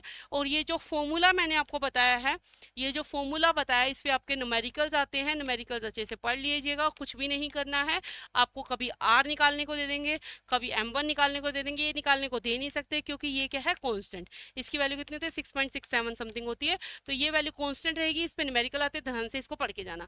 कभी आर निकालने को कह दे, मान लो सपोज करो आपका आर स्क्वायर का आंसर क्या आ गया, 9। उसने ऑब्जेक्टिव टाइप में 9 भी दे रखा है, तो पर आप ध्यान रखिए ये डिस्टेंस का स्क्वायर आया, आपको डिस्टेंस चाहिए, तो आपको क्या करना पड़ेगा, अंडर रूट करोगे तो आंसर क्या आ जाएगा, 3। तो इस चीजों का थोड़ा सा ध्यान में रखे हुए पेपर्स में अटेम्प्ट कीजिएगा। उसके बाद नेक्स्ट क्वेश्चन क्या है, difference between mass and weight. Mass क्या होता है, किसी भी बॉडी के अंदर जो मैटर प्रेजेंट होता है, जैसे ये पेन की अगर मैं बात करूं, और वेट क्या होता है, एक तरह से फोर्स होती है। वैसे जनरल लाइफ में हम वेट ही बोल देते हैं कि आपका वेट कितना है, या हमने 1 किलो एप्पल दे दीजिए, 2 किलो ये चीज दे दीजिए, तो हम उसको सोचते हैं कि इसका वेट है, बेसिकली वो मास है एक तरह से। मास को हम किलोग्राम में प्रेजेंट करते हैं, मास होता है कि इसके अंदर कितना मैटर प्रेजेंट है, उसको हम मास कहते हैं। वेट क्या होता है, एक तरह की फोर्स होती है, वेट क्या होता है, एक तरह की फोर्स होती है। कैसे, फोर्स की वैल्यू क्या होती है, वेट इज इक्वल टू होता क्या है, मास इंटू में ग्रेविटी। ग्रेविटी क्या होता है, ये कौन सी ग्रेविटी है, एक्सेलेरेशन ड्यू टू ग्रेविटी। क्या नाम है इसका, एक्सेलेरेशन ड्यू टू ग्रेविटी। ये जो है इसकी वैल्यू चाहिए, तो बहुत ही इंपॉर्टेंट है ये, जी पे इसमें क्वेश्चन आ सकता है कि इसकी जो वैल्यू है वो चेंज होती रहती है। कैसे वैल्यू चेंज होती है, इसकी अर्थ के सरफेस पे बात करूँ तो इसकी वैल्यू क्या होती है, 9.8 मीटर पर सेकेंड स्क्वायर। अगर मैं इसकी बात करूँ अर्थ के मतलब सेंटर में चली जाऊँ, ये अर्थ है इसके, यहाँ चले जाओगे तो जी की वैल्यू क्या हो जाएगी, 0 हो जाएगी। यहाँ पे बात करूंगी तो इसकी वैल्यू क्या है, 9.8 मीटर पर सेकेंड स्क्वायर। ये वैल्यू फिक्स नहीं रहती, मतलब कि ग्रेविटी सरफेस पे, अर्थ के सरफेस पे फिक्स है। अगर आप मून पे चले जाओगे वैल्यू चेंज हो जाएगी, वैल्यू क्या हो जाएगी, चेंज हो जाएगी। जो भी वैल्यू होगा, जैसे मान लीजिए अगर मैं कहूँ कि किसी बॉडी का, किसी एक्स पर्सन का जो वेट है वो अर्थ के ऊपर कितना है, 60 है, तो वो मून पे जाकर कितना हो जाएगा, 1/6 हो जाएगा। मून पे जाकर कितना हो जाएगा, 1/6, यानी 60 मल्टीप्लाई हमें क्या करना पड़ेगा, 1/6। तो उसका वेट कितना रह जाएगा, यहाँ पे 10 किलोग्राम वेट रह जाएगा, 10 की वेट रह जाएगा। 10 कितना आ जाएगा, मास इंटू ग्रेविटी की यूनिट लिख दो, यानी कि किलोग्राम मीटर पर सेकेंड स्क्वायर, ये वेट रह जाएगा उसका। ठीक है, अगर मास पूछे कि 60 किलोग्राम का बंदा था, 60 किलोग्राम का पर्सन था पृथ्वी के ऊपर, और उसका मास कितना होगा, मास सेम ही रहेगा, मास 60 किलोग्राम रहेगा, पर वेट पूछे तो आपको ये फॉर्मूले से कैलकुलेट करना है, तो 1/6 कर दो, सिंपल। क्लियर हो, ये चीजें समझ में आई आपको। ठीक है, अब उसके बाद नेक्स्ट आए थे, why do object fall on the earth. Obvious सी बात है, क्यों, अर्थ के ऊपर जैसे मैंने पेन गिराया तो क्यों गिर जाता है, क्योंकि अर्थ के पास क्या ग्रेविटेशन फोर्स, अभी बताया था सरफेस में 9.8 मीटर पर सेकंड का ग्रेविटी लग रही है, वो अर्थ को क्या करेगा, अपनी तरफ खींच लेगा, तो उससे क्या होगा, आपका जो ऑब्जेक्ट है वो अर्थ के ऊपर फॉल हो जाता है, क्योंकि अर्थ उसको अपनी तरफ खींचती है। Clear, simple. आर्किमिडीज प्रिंसिपल क्या होता है, किसी की कोई पानी ले लिया, अब ये बीकर है, बीकर के अंदर पेन को डाल दिया, पेन डालेगा तो पेन पानी हटाएगा तो सही, तभी तो अपनी जगह बनाएगा। तो ये जो पेन ने पानी हटाया, इसको हटाने के लिए, अब जैसे ही इसने पानी हटाया तो वो ऊपर की तरफ इसको एक फोर्स लगी, मतलब जैसे आप कभी आपने देखा होगा कि बकेट के अंदर आप मग डालते हो, तो जैसे ही मग डालते हो ना, आपका मग चलाता है, पहले तो पानी बाहर निकल जाएगा, उसके बाद आपका जो मग है ना वो ऊपर आ जाता है, क्योंकि जो वाटर है ना वो अपथ्रस्ट फोर्स लगाता है। अब आपने क्या किया, देखो सिंपल सी बात से समझो, जैसे आपकी ये बकेट है, आपने ये मग यहाँ डाला, ठीक है, पहले तो ये मग अपना पानी यहाँ से हटा देगा क्योंकि सारा पानी भरा है, क्योंकि इसने अपनी जगह लेनी है। अब उसके बाद जब हम इसको नीचे डाल देते तो यहाँ पे एक mg की फोर्स लग रही थी, ग्रेविटी लगेगी, ऑब्वियस सी बात है। पर इसी को आपने देखा होगा, थोड़ी देर बाद जो मग होता है वो बाहर आ जाता है, थोड़ी देर बाद मग क्या करता है, बाहर आ जाता है, यहाँ बाहर निकल जाएगा। क्यों बाहर आया मग, क्योंकि यहाँ पे जो फोर्स लग रही थी, एक और फोर्स लग रही थी, उसका क्या है, up thrust force, up thrust force. तो ये दोनों फोर्स क्या होती है, इक्वल हो जाती है, तो उसको हम बोलते हैं आर्किमिडीज प्रिंसिपल। क्या कहते हैं, देखो, a body immerse in liquid, body immerse in liquid, जैसे कि हमने मग को लिक्विड में इमर्स कर दिया, experience upward force, up thrust force, यानी कि upward force, up thrust force जो हो गया एक्सपीरियंस करती है, वो इक्वल होती है, किसके इक्वल होती है, वेट डिस्प्लेस्ड बाय लिक्विड, जितना लिक्विड ने वेट को डिस्प्लेस कर दिया, उसको क्या बोलते हैं, आर्किमिडीज प्रिंसिपल बोलते हैं। ठीक है, ये कहाँ, इसकी एप्लीकेशन की बात करो तो जो शिप है वाटर के ऊपर फ्लोट करती है, अब इतनी हैवी शिप होती है, हम कहते हैं कि अगर लोहा हैवी है तो, या कोई चीज हैवी है तो पानी में डूब जाएगी, राइट, जो पानी से हल्की है वो तैरती रहेगी, पर शिप क्या करती है, पानी के अंदर ऊपर फ्लोट करती रहती है, सिंक ही नहीं होती, बिल्कुल भी डूबती नहीं है। तो ये किस वजह से होता है, आर्किमिडीज प्रिंसिपल की वजह से। ठीक है, उसके बाद नेक्स्ट चैप्टर है डिफाइन वर्क एंड एनर्जी। अगर वर्क की बात करूं वर्क क्या होता है, सिंपल सी बात है, फर्स्ट होता है फोर्स इनटू में डिस्प्लेसमेंट। मतलब क्या है कि जैसे ये ऑब्जेक्ट था, अब ये ऑब्जेक्ट है, अब मैंने क्या किया, इस ऑब्जेक्ट को फोर्स लगाया, मैंने वर्क की ऑब्वियस सी बात है फोर्स लगाया, फोर्स की वजह से इसमें डिस्प्लेसमेंट आ गया। अब कोई टॉय कार है यहाँ रखी थी, ये नॉर्मल कार है, आपने क्या किया, फोर्स लगाया, धक्का मारा तो कार चलने लगी, इसको हम वर्क कहते हैं। तो वर्क होता क्या है हमारा, फोर्स इंटू में डिस्प्लेसमेंट। क्या होता है, फोर्स इंटू में डिस्प्लेसमेंट। देखो वर्क क्या होता है, work is equal to force multiply में डिस्प्लेसमेट। ध्यान रखना, डिस्प्लेसमेंट डिस्प्लेसमेंट आ गया तो कौन सी कैंटी है, डिस्प्लेसमेंट। अब इसकी अगर मैं बात करूं एफ इंटू में एस, न्यूमेरिकल आ सकता है, कैसे न्यूमेरिकल आएगा, what is work done by a body, ठीक है, या कितना वर्क किया, तो फोर्स इंटू में डिस्प्लेसमेंट दोनों को मल्टीप्लाई कर दो। यूनिट की बात करूं, जूल होती है, इसकी एक एनर्जी, किसी की जूल और भी होती है, यूनिट किसकी होती है, एनर्जी की। एनर्जी क्या होती है, कैपेसिटी ऑफ डूइंग वर्क, काम करने की क्षमता को क्या कहते हैं, एनर्जी कहते हैं। इसकी ऐसे यूनिट की बात करूं तो जूल होती है। बहुत बच्चे कंफ्यूज होते हैं कि एनर्जी की, वर्क की और पावर की यूनिट भी सेम होती है, नहीं, पावर की यूनिट सेम नहीं होती, क्योंकि पावर क्या होता है, वर्क बाय में टाइम, वर्क बाय में टाइम, तो जूल प्रति सेकंड इसकी यूनिट हो जाएगी। या फिर आप पावर की यूनिट को याद रख सकते हो, वाट, ये होती है पावर की यूनिट। एनर्जी और वर्क की यूनिट जूल होती है, पावर की यूनिट जूल नहीं होती, वो या तो जूल पर सेकंड होती है या फिर वाट, सीधा नाम रखो, साइंटिस्ट के नेम पे वोट, ठीक है, ये होती है इसकी यूनिट। अब वर्क डन ये भी पूछ सकती है कि पॉजिटिव कब होता है, नेगेटिव कब होता है और जीरो कब होता है, ठीक है, ये आप उसके अंदर से पढ़िएगा कि पॉजिटिव, नेगेटिव और जीरो कब होता है, बता तो मैं दूंगी, पर आप इसके अंदर पढ़ेंगे खुद से तो समझ आएगा। पूछ सकते हैं पॉजिटिव वर्क डन कब हुआ, नेगेटिव वर्क डन कब हुआ, और आपका जीरो वर्क डन कब हुआ, ठीक है। जब आपका कोई भी 90 में, थोड़ा हिंट देते ताकि आप पढ़ पाओ, कि थोड़ा सा आपको भी पढ़ना पड़ेगा। जब आपका एंगल 90 डिग्री का बनता है, जैसे कि एक कुली है, उसने अपने सिर पे ऊपर सामान उठा रखा है, अब वो ए से बी तक गया, मतलब 1 किलोमीटर उसने ट्रैवल किया, पर उसका वर्क डन जीरो है, क्योंकि वहां पे जो एंगल बन रहा है ना वो 90 डिग्री का बन रहा है, कोस 90 बन रहा है, कोस 90 जीरो होता है तो वर्क डन क्या हो जाएगी, जीरो हो जाएगी वहां पे, ठीक है। और पॉजिटिव कब होता है, जब आपका फोर्स की, मतलब आपकी डायरेक्शन, फोर्स की डायरेक्शन और डिस्प्लेसमेंट की डायरेक्शन सेम हो, मतलब इसी डायरेक्शन में आप फोर्स लगा रहे हो, इसी डायरेक्शन में आप आगे जा रहे हो, तो पॉजिटिव वर्क डन। आप फोर्स इस डायरेक्शन में लगा रहे हो पर पीछे खींच रहे हो, पीछे जा रहे हो, मतलब आप फोर्स आगे की तरफ लगा रहे हो ऐसे ऐसे, पर आपको कोई पीछे की तरफ खींच रहा है, मतलब डिस्प्लेसमेंट पीछे हो रहा है, तो वर्क डन क्या होता है, नेगेटिव होता है, तो वर्क डन क्या हो जाएगा, नेगेटिव। ये चीज आपको याद रखनी है। देखो आगे आई क्या, पावर का फॉर्मूला बताना है, work by time, W by T, ऐसे यूनिट या तो वाट या फिर जूल पर second. Difference between kinetic energy and potential energy, potential energy basically होती है जो पोजीशन की वजह से एनर्जी होती है, जो पोजीशन से, मतलब आपने क्या किया, लाइक सपोज करो कि आप एक जगह पे खड़े हो, हाँ, ठीक है, अभी आपके के अंदर क्या है, स्टोर्ड एनर्जी है, पोटेंशियल एनर्जी है। अब आप एक हाइट पे खड़े हो, मान लो कि मैं फर्स्ट फ्लोर पे खड़ी हूँ, तो अब मेरे अंदर एक ऑलरेडी स्टोर्ड एनर्जी है, उसको हम क्या कहते हैं, पोटेंशियल एनर्जी कहते हैं, इस पोजीशन की वजह से जो एनर्जी आती है। अब मैंने फर्स्ट फ्लोर से जंप किया, मतलब नीचे कुछ नहीं, मरने के लिए नहीं, मतलब नीचे कुछ लगा हुआ है सेफ्टी है, उसके ऊपर मैंने जंप किया, मैं कोई स्टंट शूट कर रही हूँ लाइक इस तरह से, तो वो अब जो पोटेंशियल से आपकी एनर्जी क्या होगी, काइनेटिक एनर्जी में, अब मेरी एनर्जी क्या मोशन में चलेगी, अब मैं पहले रेस्ट पे थी, ठीक है, अब मेरी एनर्जी क्या है, अब आपको रूल तो पता ही है ना, एनर्जी को ना क्रिएट किया जा सकता, ना डिस्ट्रॉय किया जा सकता, सिर्फ वन फॉर्म से दूसरे फॉर्म में चेंज किया जा सकता है। तो मैंने जैसे ही जंप किया तो मेरी एनर्जी क्या होगी, कन्वर्ट होगी, यानी कि मेरा जो वर्क डन, जो मेरी एनर्जी थी पोटेंशियल एनर्जी से काइनेटिक एनर्जी में कन्वर्ट होगी। तो यानी काइनेटिक एनर्जी जो मोशन के कारण एनर्जी है, पोटेंशियल एनर्जी जो हाइट के कारण आए, जो स्टोर्ड एनर्जी उसको पोटेंशियल एनर्जी बोलते हैं, ठीक है, पढ़ लीजिएगा इसको, या पोजिशन की वजह से एनर्जी। अब आगे आते हैं लाइट एनर्जी। लाइट एनर्जी में क्या आपका कनकेव मिरर बताया हुआ है, कनकेव मिरर क्या होता है, जिसकी जो लाइट को कन्वर्स करता है, जो लाइट को कन्वर्स करता है, मतलब एक पॉइंट पे सारी लाइट को इकट्ठा कर देगा। जैसे ये है, मान लीजिए यहाँ है, ये सारी लाइट को एक ही पॉइंट पे, एक ही पॉइंट पे, एक ही पॉइंट पे इकट्ठा कर देता है, इकट्ठा कर देगा एक ही पॉइंट पे, इसको क्या कहते हैं, कन्वर्स करना। मैं आपको मिरर की बात नहीं बता रही, मिरर मैं आपको डायग्राम में दिखाऊंगी, ये क्या कन्वर्स, डाइवर्स होता है फैला देना, ऐसे फैला देना, सारी लाइट्स को ऐसे फैला देना ऐसे, ये होता है डाइवर्स। ये कौन करता है, कन्वेक्स मिरर। कनकेव मिरर क्या करते हैं, लाइट को कन्वर्स करने का काम करते हैं, ठीक है, क्या करते हैं, कन्वर्स करने का काम करते हैं। देखो ये क्या करे, कन्वर्जिंग मिरर भी बोलते हैं। एक concave mirror converse light rays को क्या करे, एक ही पॉइंट पे इकट्ठा कर देगा, ठीक है। और डाइवर्स करने का काम कौन है, कन्वेक्स मिरर, वो लाइट रेस को डाइवर्स कर देगा। मैं इसका आपको डायग्राम दिखाती हूँ। देखो मैं नेक्स्ट क्वेश्चन बताती हूँ, फिर सारे डायग्राम एक साथ ही दिखा दूंगी, क्योंकि कनकेव मिरर का आपको यूजेस करने हैं, सारी रेज देखनी, मतलब डायग्राम देखने हैं।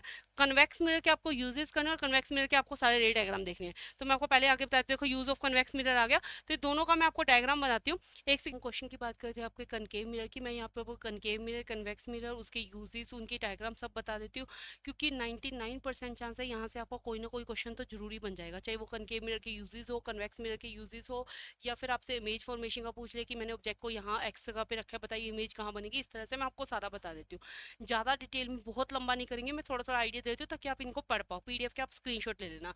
देखो यहाँ पे जब हम कनकेव मिरर की बात करते हैं ना, तो कनकेव मिरर कुछ इस तरह का मिरर होता है, कुछ इस तरह का मिरर होता है, ठीक है। तो हमने इसका ये पार्ट ले लिया, यहाँ पे हमने क्या करा है, इसको रेज को हमने क्या रिफ्लेक्ट करवाया है, ठीक है।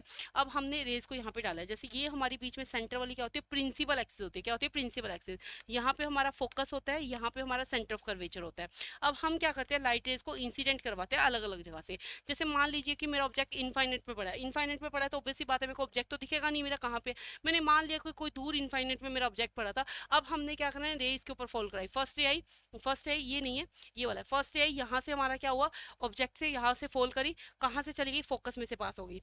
कहाँ से पास होगी, फोकस में से पास होगी। सिमिलरली यहाँ से रे आएगी, ठीक है, कहाँ से पास कर जाएगी, फोकस में से पास कर जाएगी। तो यानी कि अब मैं आपको क्लियर डायग्राम बनाती हूँ कि क्या किया मेरा, यहाँ पे यहाँ से मेरा कोई इनफाइनाइट पे ऑब्जेक्ट पड़ा था, पता नहीं कहाँ दूर पड़ा था।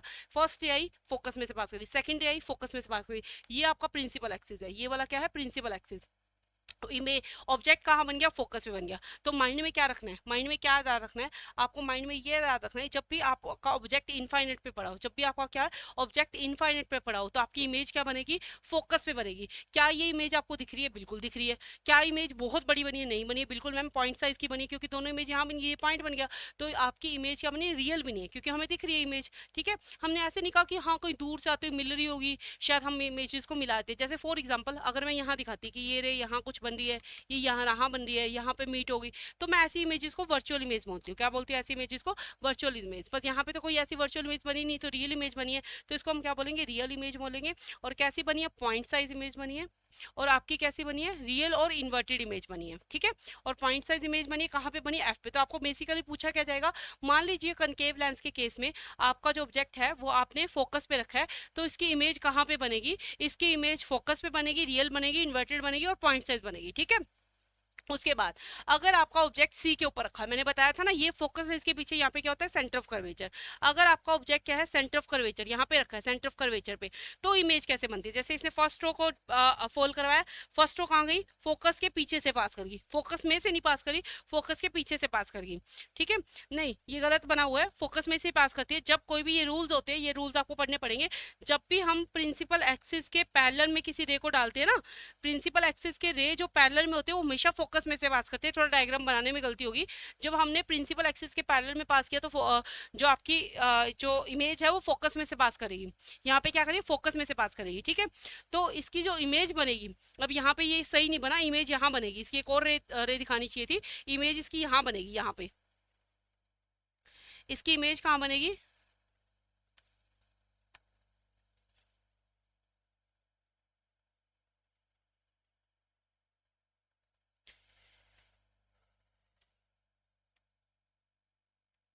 इसकी इमेज कहाँ बनेगी, यहाँ पे बनेगी। इमेज क्या बनेगी, यहाँ पे बनेगी। यहाँ से मतलब जैसे ये लाइन आएगी, यहाँ पे कट होगी, एक आप क्या करो फोकस में से पास कर दो, एक इमेज क्या कर दो, मान लो फोकस में से पास कर दो, वो टकरा के क्या जाएगी, प्रिंसिपल एक्सिस के पैरेलल हो जाएगी। अभी देखो एग्जैक्ट डायग्राम तो आपको स्केल से बनाना पड़ेगा, तो इमेज आपकी कहाँ बनेगी, यहाँ बनेगी। तो यानी कि जब मेरा ऑब्जेक्ट सेंटर ऑफ कर्वेचर से पीछे होगा, ये मेरा ऑब्जेक्ट रखा है, तो इमेज कहाँ बनेगी, सी और एफ के बीच में बनेगी। कहाँ बनेगी, सी और एफ के बीच में बनेगी। रियल इमेज बनेगी, बिल्कुल इमेज बनेगी। कैसी बन रही है, इन्वर्टेड उल्टी इमेज बनेगी। कैसी बनेगी, डिमिनिश इमेज, बहुत बड़ी नहीं बनेगी, छोटी सी इमेज बनेगी, ठीक है।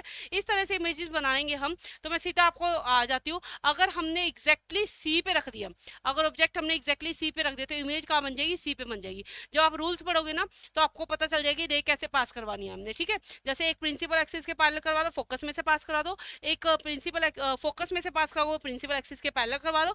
दोनों को देखोगे तो centre of object, centre of curvature पे ऑब्जेक्ट को रखोगे तो सेंटर ऑफ कर्वेचर पे ही क्या बन जाएगी, आपकी इमेज बन जाएगी, ठीक है। सेम साइज की बनेगी, इन्वर्टेड बनेगी, रियल बनेगी।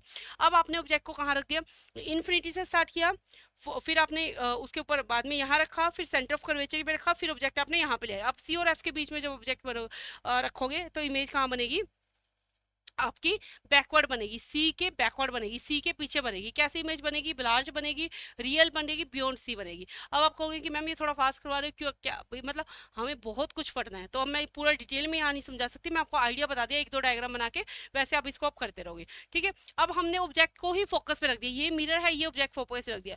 यहाँ पे प्रिंसिपल एक्सिस से पैरेलल करोगे, फोकस में से पास करेगी, प्रिंसिपल एक्सिस के पैरेलल किया, फोकस में से पास करेगी। कहाँ से पास करेगी, प्रिंसिपल एक्सिस के पैरेलल रे फॉल करवाओगे, फोकस में से पास करेगी। करेगी, ठीक है। तो ये कह रहा है कि यहाँ पे एक ऐसी इमेज बनेगी, हमें वर्चुअल दिखाना पड़ेगा। हमें कैसे इमेज को दिखाना पड़ेगा, वर्चुअल। यहाँ पे इस तरह की वर्चुअल इमेज बनेगी, मतलब हमें ऐसा दिखाना पड़ेगा कि कहीं दूर जाके ये पैरेलल रेज मिल रही होगी और वहां पे जाके आपकी इमेज बनेगी। तो इमेज कहाँ बनेगी, इनफाइनाइट पे बनेगी। कैसी बनेगी, रियल इन्वर्टिबल बनेगी। कैसी बनेगी, हाईली एनलार्ज बनेगी। इमेज कैसी बनेगी, हाईली एनलार्ज बनेगी, ठीक है, बनती है। और कैसी बनती है, बहुत बड़ी इमेज बनती है, ठीक है। अब ऑब्जेक्ट को आपने फोल और फोकस के बीच में रख दिया, मतलब फोकस से भी आगे रख दिया। ये आपका क्या है, प्रिंसिपल, ये आपका क्या मिरर है, ये आपका पोल होता है, ये वाला पॉइंट।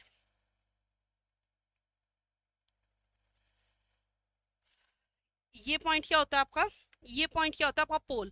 अब आपने क्या रख दिया, फोकस और पोल के बीच में ऑब्जेक्ट को रख दिया, तो इमेज क्या बनेगी, मिरर के पीछे बनेगी। कैसी बनेगी इमेज, वर्चुअल इमेज बनेगी। वो रियल इमेज थी, ये आपकी क्या बनेगी, वर्चुअल बनेगी और रिएक्ट बनेगी, ठीक है। तो ये था आपका इमेजेस। ये जब आप ऑब्जेक्ट को एफ पे रखते हो, एक बार इसकी इमेज देख लेना अच्छे से कैसे बनती है, ठीक है। तो ये आपका था किसके बारे में, कनकेव मिरर के बारे में। सिमिलरली हम देखेंगे कन्वेक्स मिरर के बारे में। देखिए स्टूडेंट, अभी हमने कनकेव मिरर की इमेजेस के बारे में देखा, कनकेव मिरर में ऑब्जेक्ट कहाँ कहाँ पर रखने पे कैसे कैसे इमेजेस बनती है वो देखा।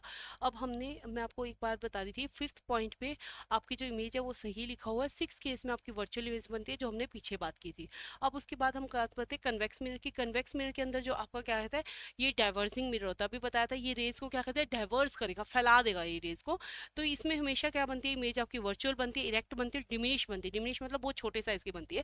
जैसे कि मान लीजिए हमने इसमें ऑब्जेक्ट को कहाँ रख दिया, इनफाइनाइट पे रख दिया। अब ऑब्जेक्ट कहाँ है, इनफाइनाइट पे। इनफाइनाइट पे करोगे तो देखो ये क्या करेगा, पहली रे जो यहाँ पे आई, पहली रो रे क्या करेगी आपकी, यहाँ पे आएगी। देखिए अब पहली रे क्या करेगी आपकी, यहाँ पे आई। मान लिया आपने ये प्रिंसिपल एक्सिस के पैरेलल में कोई इमेज फोल्ड करवाई। अभी तक आपकी रेस क्या थी, ऐसे आ रही थी, क्यों, क्योंकि ये रेस को कन्वर्ट करता है। ये डाइवर्सिंग मिरर है, वो कनकेव मिरर की बात थी, कन्वेक्स मिरर की बात है। कन्वेक्स मिरर क्या करेगा, डाइवर्स करेगा, मतलब जैसे ही यहाँ से फोल्ड रही वो इसको इधर भेज देगा, इधर भेज देगा, इधर भेज देगा। मतलब मैं सिर्फ एक एग्जाम्पल बता रही हूँ कि डाइवर्स कर देगा। ऐसे यहाँ से क्या करेगा, डाइवर्स करेगा। तो वैसी बात है, डाइवर्स करेगा। एक रे यहाँ जा रही है, एक रे यहाँ जा रही है, तो क्या ये मिलेगी, कभी भी नहीं। क्योंकि देखिए अब इस केस में हो क्या रहा है, इस केस में क्या हो रहा है, देखिए आप खुद ध्यान से समझ पा रहे हैं, खुद ही आप समझदार हो और समझ पा रहे हैं कि ये रेस कभी भी मिलने वाली नहीं है। कैसे नहीं मिलेगी, देखो यहाँ से फोल्ड की, ये रे यहाँ कहीं दूर चली जाएगी, ये यहाँ कहीं दूर चली जाएगी। क्या इन दोनों रे का मिलना होगा, कभी भी नहीं। तो हम क्या करते हैं, हम मान लेते हैं कि ये रे ऐसे पीछे से कहीं आ रही है, ठीक है, पीछे से कहीं आ रही है, ये पीछे से कहीं आ रही है। तो इसका फोकस आपको पता ही होगा इतना, तो ये फोकस यहाँ होता है, सेंटर ऑफ कर्वेचर। तो यहाँ पे हमें कैसी मिलती हुई दिख रही है, हमें लग रहा है कि फोकस से ही इमेज आ रही है और फोकस पे ही मिल रही है, राइट। तो ये जो फोकस पे इमेज मिलती है ना यहाँ पे, तो हमेशा यहाँ पे वर्चुअल इमेज बनती है। इसलिए इसके दो ही केस बनते हैं, या तो इन्फिनिटी पे आप ऑब्जेक्ट को रख सकते हो, या ऑब्जेक्ट को क्या रख सकते हो, इन्फिनिटी और पोल के बीच में। मतलब ये इन्फिनिटी है, ये पोल है, यहाँ पे कहीं भी आपने ऑब्जेक्ट को लाई कर दिया तो यहाँ पे भी इमेज क्या बनेगी, वर्चुअल बनेगी। तो इमेज कैसे बनती है, फोकस पे इमेज बनती है। कैसे बनती है, इमेज एट फोकस। कहाँ होगा फोकस, बिहाइंड द मिरर होगा, क्योंकि हम ना कन्वेक्स मिरर की बात कर रहे हैं। वर्चुअल बनेगी, रेक्ट बनेगी और पॉइंट साइज बनेगी। अब क्या कह रहा है दूसरा केस, क्या है, इनफाइनाइट और पोल के बीच में रख दिया। इनफाइनाइट तो कहीं भी हो सकता है, पोल ये रहा इसका, दोनों का यहाँ इमेज रख दी। यहाँ पे ऑब्जेक्ट को रखोगे, यहाँ पे ऑब्जेक्ट को रखोगे, रे पास करवाओगे, टकरा के वही मैं कह रही हूँ डाइवर्स करेगी। तो हमने क्या दिखा दिया, जैसे रे क्या करेगी, डाइवर्स करेगी, ठीक है। यहाँ से आपने टकराया, यहाँ से क्या कर दिया, इसने रे को वहां भेज दिया, बाहर बाहर भेज दिया। तो हमने क्या करा, हमने इसको पीछे की तरफ फोकस पे ड्रॉ कर दिया। हमने फोकस पे ड्रॉ कर दिया तो हमें क्या लग रहा है कि इमेज कहाँ आ रही है, फोकस पे आ रही है। सिमिलरली एक और रे ले लो, वो भी क्या करेगी, डाइवर्स कर देगी। डाइवर्स करेगी तो हमने सोच लिया कि वो भी यहाँ बन रही होगी, तो इमेज आपका ऑब्जेक्ट का बन जाएगा, फोकस पे बन जाएगा। कहाँ बन जाएगा, जो ऑब्जेक्ट इमेज बनेगी, कहता वो कहाँ बनेगी, पोल और फोकस के बीच में होगी, वर्चुअल होगी और क्या होगी, डिमिनिश होगी। तो ये इस तरह से आपकी बुक में, एनसीईआरटी की बुक हो या कोई भी बुक या नोट्स में से आप देख लेना, इस तरह का एक टेबल बन जाएगा। इस टेबल को आप लर्न कर लेना कि ऑब्जेक्ट को, कन्वेक्स मिरर के केस में ऑब्जेक्ट को सिर्फ इनफाइनाइट पे रख सकते हैं, इनफाइनाइट और पोल के बीच में रख सकते हैं। तो आपकी इमेज की पोजीशन क्या होगी, या तो फोकस पे बनेगी बिहाइंड द मिरर, और या फिर फोकस और पोल के बीच में लगी behind the mirror, highly diminish, diminished और वर्चुअल इंटरेक्ट बनेगी। इस तरह से केसेस आपको इसके अंदर याद रखने हैं। क्लियर हुआ, अच्छे से समझ आया कनकेव मिरर और कन्वेक्स मिरर। टाइम भी लगा दिया इस पर 15-20 मिनट, तो आप अच्छे से इनको लर्न कर लीजिएगा, ठीक है। ये स्टूडेंट देखिए, अभी हमने कनकेव मिरर देख लिया, कन्वेक्स मिरर देख लिया, इनके डायग्राम देख लिए, इनके इमेजेस देख ली। अब इनकी एप्लीकेशन कह दीजिए, यूजेस कह दीजिए, बहुत बहुत बहुत इंपॉर्टेंट है। इसलिए मैं काफ़ी सारे यूजेस बता रही हूँ, ताकि माइट भी पॉसिबल कोई यूज़ करके आपको पूछ सकते हैं। जैसे कोई एग्जाम्पल दे दिए कि शेविंग मिरर है, जैसे हम शेविंग मिरर का यूज़ करें, या जो बार्बर होते हैं वो शेविंग मिरर का यूज़ करते हैं, या व्हीकल की हेडलाइट होती है तो वहाँ पे कौन सा मिरर यूज़ किया जा सकता है, या डायरेक्ट आपको यूजेस को किसी भी तरह से पूछ ले, मैं आपको पूरे 8-10 यूजेस बता देती हूँ हर मिरर के, 7-8 यूजेस बता देती हूँ, ताकि आप उसको लर्न कर सकें। मैं इतनी डिटेल में एक्सप्लेन नहीं करूंगी, आप स्क्रीनशॉट ले सकते हैं क्योंकि इतनी लंबी हम वीडियो को खींच नहीं सकते। तो मैं बात करती हूँ सबसे पहले कनकेव मिरर की। देखो कनकेव मिरर क्या करेगा, चीज़ों को मतलब एक पॉइंट पे फोकस करता है, मतलब क्या करता है, कन्वर्स करता है इमेज को। तो वहाँ पे हमें अगर किसी चीज़ को फोकस करके देखना है तो वहाँ पे हम कनकेव मिरर का यूज़ करेंगे। जैसे कि शेविंग एंड मेकअप मिरर के लिए यूज़ करते हैं, क्योंकि ये क्या करते हैं, जैसे हम ग्रूमिंग करते हैं, मतलब अपने आप को, लेडीज वगैरह, लेडीज जो क्या करती है अपना मेकअप करती है, गर्ल्स मेकअप करती है, तो वो अपने छोटे से मिरर का यूज करती है ऐसे, ताकि क्लियर उनको दिख सके। बार बार कई बार यूज करते हैं। तो ये कौन सा मिरर होता है, शेविंग मिरर का कौन सा मिरर होता है, कनकेव मिरर होता है। डेंटिस्ट है, ये अब टीथ इतना सा है, हमारा दांत इतना सा है, अब दांत के अंदर ही कोई छोटा सा, मतलब आपको प्रॉब्लम हो गई है, कोई अंदर दांत के अंदर प्रॉब्लम है, तो कैसे दिखेगा उसको कोई, और वो कोई बहुत बड़ी आंखें करके थोड़ी देख सकता है। तो उसके पास एक क्या कनकेव मिरर होगा जो इमेज को इंलार्ज करके इतनी बड़ी इमेज दिखा देगा, वो छोटे से पॉइंट की इतनी बड़ी इमेज दिखा देगा, तो उसको देखना ईजी हो जाएगा। तो वहाँ पे इंलार्ज करने के लिए इसका यूज किया जाता है। डेंटिस्ट इसका यूज करते हैं। हेडलाइट्स ऑफ व्हीकल में इसका यूज किया जाता है ताकि विजिबिलिटी, मतलब इसकी विजिबिलिटी बढ़े, ताकि उसका बहुत पीछे तक आप एरिया देख पाओ। तो हेडलाइट ऑफ व्हीकल बहुत इंपॉर्टेंट पॉइंट है ये, भाई याद रख लेना, बहुत बार पूछा जाता है, बच्चे कंफ्यूज होते हैं। हेडलाइट ऑफ व्हीकल्स में इसका यूज किया जाता है। देखो, the light source is placed at the focus to produce a powerful parallel beam of light for the long distance visibility. किस लिए यूज किया था, ताकि लॉन्ग लंबे टाइम तक वहां पे क्या करें, लाइट जाए। तो ये लॉन्ग डिस्टेंस विजिबिलिटी के लिए हम क्या करते हैं, इसका यूज करते हैं। किसका यूज करते हैं, हेडलाइट ऑफ व्हीकल्स में किसका यूज करते हैं, कनकेव मिरर का यूज करते हैं। मिस्टेक मत करके आना, बहुत इंपॉर्टेंट है ये, ठीक है। उसके बाद क्या कहते हैं, सोलर फ्यूरेंसिस के अंदर इसका यूज करते हैं। सर्चिंग लाइट्स के अंदर, टॉर्चेस के अंदर इसका यूज करते हैं। एस्ट्रोनॉमिकल टेलीस्कोप के अंदर इसका यूज किया जाता है। सैटेलाइट डिशेस में ईएनटी स्पेशलिस्ट होते हैं, कान नाक के अंदर, गले के अंदर इसका देखने के लिए इसका यूज करते हैं। अब एक एक यूज में एक्सप्लेन नहीं कर सकती क्योंकि वीडियो बहुत लंबी हो जाएगी। आप चाहें तो इसका स्क्रीनशॉट ले सकते हैं। ये लीजिए, मैंने आपका यहाँ से ये फर्स्ट से स्टार्ट कर दिया। ये क्या है, कनकेव मिरर के यूजेस जो डाइवर्स करने काम करते हैं। या पहले 4 पॉइंट्स की ले लीजिए, उसके बाद ये लीजिए 5 से आगे 7-8 पॉइंट्स की इसकी इमेजेस आप ले सकते हैं, ठीक है। ये इसके आपके क्या है, कनकेव मिरर के यूजेस। अब आपके बात करते हैं, आप स्क्रीनशॉट साथ साथ लेते रहिए। अब यहाँ पे आ गया यूजेस ऑफ कन्वेक्स मिरर। देखो, व्हीकल्स की हेडलाइट की बात की तो हमने कनकेव मिरर का बात किया था। अगर हम रेयर व्यू की बात करें, बहुत इंपॉर्टेंट है भाई, ध्यान से कर लेना। रेयर व्यू इन व्हीकल पूछा जाए तो वहां पे आप किसका यूज करोगे, वहां पे आप किसका यूज करके, वहां पे हम कन्वेक्स मिरर का यूज करते हैं। जैसे क्योंकि हमें क्या चाहिए होती है, इमेज वाइडर चाहिए होती है, ठीक है। अब हमारे पीछे अगर ट्रैफिक है, ठीक है, ट्रैफिक होगा तो हमें उसकी इमेज सीधी चाहिए, सीधी इमेज होनी चाहिए, ताकि हमें दिखे। उल्टी इमेज होगी तो हमें कैसे दिखेगा, और दूर तक पीछे तक हमें देखने के लिए चाहिए। तो वहां पे हम किसका यूज करते हैं, किसका यूज करते हैं, कन्वेक्स मिरर का, कन्वेक्स मिरर का। और हेडलाइट्स में कन्वेव का रेयर व्यू मिरर, बहुत मिस्टेक करते हैं बच्चे को, rear view mirror, rear view convex, ऐसे याद रखो, रेयर व्यू मिरर में कन्वेक्स का यूज किया जाता है, ठीक है। उसके बाद आगे क्या होता है, सिक्योरिटी मिरर्स, शॉप के अंदर जो लगे होते हैं वहां पे भी कन्वेक्स यूज कर किया है। Blind spot mirrors on the road, मतलब ब्लाइंड स्पॉट क्या होता है, जैसे एक ऐसा कर्व बना हुआ है, जैसे एक मान लीजिए जैसे आपने यू टर्न लेना है, कोई यू टर्न तो होते हैं कि आपको सामने से दिख रहा है। कई बार जो आपके माउंटेन्स एरिया होते हैं ना, उसमें यू टर्न ऐसे बने होते हैं कि हमें दिखता ही नहीं है सामने वाले का। जैसे क्या है, जैसे हमारी रोड ऐसे है, मतलब पूरी ऐसे, ये यू टर्न बना हुआ, ये यू टर्न बना हुआ, तो यहाँ पे इसको मिरर को लगा दिया जाएगा। तो यहाँ से आता वाला बंदा और यहाँ से आता वाला बंदा इस मिरर में एक दूसरे से देख सकते हैं कि यहाँ से कोई आ रहा है, यहाँ से कोई आ रहा है। तो वहां पे इनका क्या कहते हैं, यूज किया जाता है, ठीक है। Ceiling mirrors in the building में यूज किया जाता है। रिफ्लेक्टिंग सनग्लासेस में, स्ट्रीट लाइट में इनका यूज किया जाता है। पार्किंग लॉट में भी इनका क्या कहते हैं, यूज किया जाता है, ताकि ब्रॉडर बड़ा करके इसको देख सके, ठीक है। ये देखो, ये इसका आप स्क्रीनशॉट ले सकते हो। ये आपका रियर व्यू का ये है इमेजेस, सॉरी, कन्वेक्स मिरर का यूज है। आपने होप सो स्क्रीनशॉट ले रही हो। एटीएम सिक्योरिटी में इसका यूज किया जाता है। ये आप इसका स्क्रीनशॉट ले लो, बहुत इंपॉर्टेंट है, क्वेश्चन आने के बहुत ज्यादा चांसेस है। होप सो आपका इसने इसका स्क्रीनशॉट ले लिया होगा। अब बढ़ते हैं हमारे नेक्स्ट क्वेश्चन की तरफ या नेक्स्ट चैप्टर की तरफ। ये स्टूडेंट, तो अभी हमने कनकेव कन्वेक्स मिरर सारा देख लिया, अच्छे से यूजेस देख लिए। अब देखिए आगे अगर आप बात करें तो यहाँ से देखिए, यहाँ पे कन्वेक और कन्वेक्स ही बताया हुआ आपका सारा, मैंने आपका सिमिलरली बता दिया क्या होता है क्या नहीं होता। तो अब हम बात करते हैं 16 और 17 इलेक्ट्रिसिटी एंड मैग्नेटिज्म के अंदर। तो इसमें सबसे पहले ohms are very very important. इसमें क्या होता है, जो वी होता है आपका, जो वोल्टेज होता है वो करंट के डायरेक्टली प्रोपोर्शनल होता है, या मैं कहूँगी कि जो करंट होता है वो डायरेक्टली प्रोपोर्शनल होता है किसके, वोल्टेज के। ज़्यादा लंबा वीडियो को नहीं करेंगे, फटाफट से क्वेश्चन को करते जाएंगे। V is directly proportional to I. जब डायरेक्टली प्रोपोर्शनल का साइन आता है तो वी इज इक्वल टू क्या है, आई आर। आर यहाँ पे क्या है, आपका रेजिस्टेंस है। जैसे कि आपके रेजिस्टेंस और सीरीज और पैरेलल में भी आपने देखा होगा, तो वहाँ पे आपको सीरीज और पैरेलल वाले क्वेश्चन भी देख लेना। जैसे जो आर होता है, अगर हम सीरीज में कनेक्ट कर दे तो क्या बनता है, formula R1 plus R2 plus R3। और अगर इसी को पैरेलल में कनेक्ट करते हैं तो क्या आता है, 1/R1 plus 1/R2 plus 1/R3। इस तरह से ये भी आप थोड़ा सा इसके अंदर पढ़ लेना, ठीक है। ये वैसे इससे रिलेटेड नहीं है पर आप इसको पढ़ लेना एक बार। तो यहाँ पे ओम्स लॉ की बात करें तो वी क्या होता है, वोल्टेज, आई क्या होता है, करंट, और आर क्या होता है, रेजिस्टेंस। उसके बाद इलेक्ट्रिक पावर की बात करें, पावर क्या होता है, V इज इक्वल टू क्या होता है, वी आई, पावर क्या होता है, V इंटू में आई होता है। अब आप यहाँ से V की वैल्यू आपको पता है आई आर होती है, तो वहां पे उसकी वैल्यू फुल करके आगे निकाल सकते हो। Difference between motor and generator, difference between motor and generator, देखो मोटर का काम क्या होता है कि मतलब लाइक इसको यूज करना, इलेक्ट्रिकल एनर्जी को यूज करना, केमिकल एनर्जी को इलेक्ट्रिकल एनर्जी में कन्वर्ट करके यूज करना।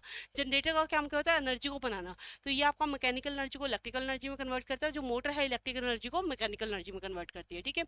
उसके बाद क्या लाइफ प्रोसेस आया था, यानी कि बायो के चैप्टर शुरू हो गए, बिल्कुल सिंपल सा है, ह्यूमन डाइजेस्टिव सिस्टम। डायग्राम नहीं है इसके अंदर, आप डायग्राम वहां से देख लीजिए। मेन ऑर्गन बता दिया कि माउथ से स्टार्ट होता है, उसके बाद ऑस्कोफेगस में आएगा, फिर स्टमक में, फिर स्मॉल इंटेस्टाइन, फिर लार्ज इंटेस्टाइन, फिर रेक्टम। इस तरह से आपका ये काम करता है। फंक्शन क्या होता है आपको पता है, ये माउथ में क्या करते हैं, हम फूड को लेते हैं, माउथ क्या करता है, फूड को च्यू करता है। उसके बाद जो स्टमक होता है, स्टमक में पूरा डाइजेशन का काम होता है। आपको पता है कि एक एसिड होता है, वो फूड को ब्रेक करता है, उसको डाइजेस्ट करने का काम करता है, राइट। और उसके बाद हमारी जो स्मॉल इंटेस्टाइन, दो तरह की इंटेस्टाइन होती है, एक स्मॉल इंटेस्टाइन होती है, एक लार्ज इंटेस्टाइन होती है। लार्ज इंटेस्टाइन बहुत बड़ी सारी होती है, स्मॉल इंटेस्टाइन छोटी होती है। तो वो स्मॉल इंटेस्टाइन क्या करती है, आपको न्यूट्रिएंट्स को ऑब्जर्व करने का काम करती है, और लार्ज इंटेस्टाइन क्या करती है, वाटर को ऑब्जर्व करती है। जैसे जो बड़ी इंटेस्टाइन है वो वाटर को ऑब्जर्व करेगी, जो छोटी इंटेस्टाइन है वो क्या करेगी, आपके न्यूट्रिएंट्स को ऑब्जर्व करती है, ठीक है। उसके बाद स्ट्रक्चर ऑफ नेफ्रॉन, नेफ्रॉन आपका बहुत ही इंपॉर्टेंट है, ठीक है। ये फंक्शनल यूनिट है किडनी की, किडनी की फंक्शन। न्यूरॉन और नेफ्रॉन में फर्क है भाई। न्यूरॉन क्या होता है, ब्रेन का है, न्यूरॉन आपको ब्रेन से रिलेटेड है। मतलब जैसे कि आपको कोई ग्रीन गर्म चीज आपने टच कर दी, ठंडी चीज टच कर दी, तो जो सिग्नल जो आपको बोलते हैं वो न्यूरॉन का काम है, बहुत कंबाइन हो जाता है। नेफ्रॉन क्या होता है, किडनी के अंदर है। Nephron is the structural and functional unit of kidney होती है।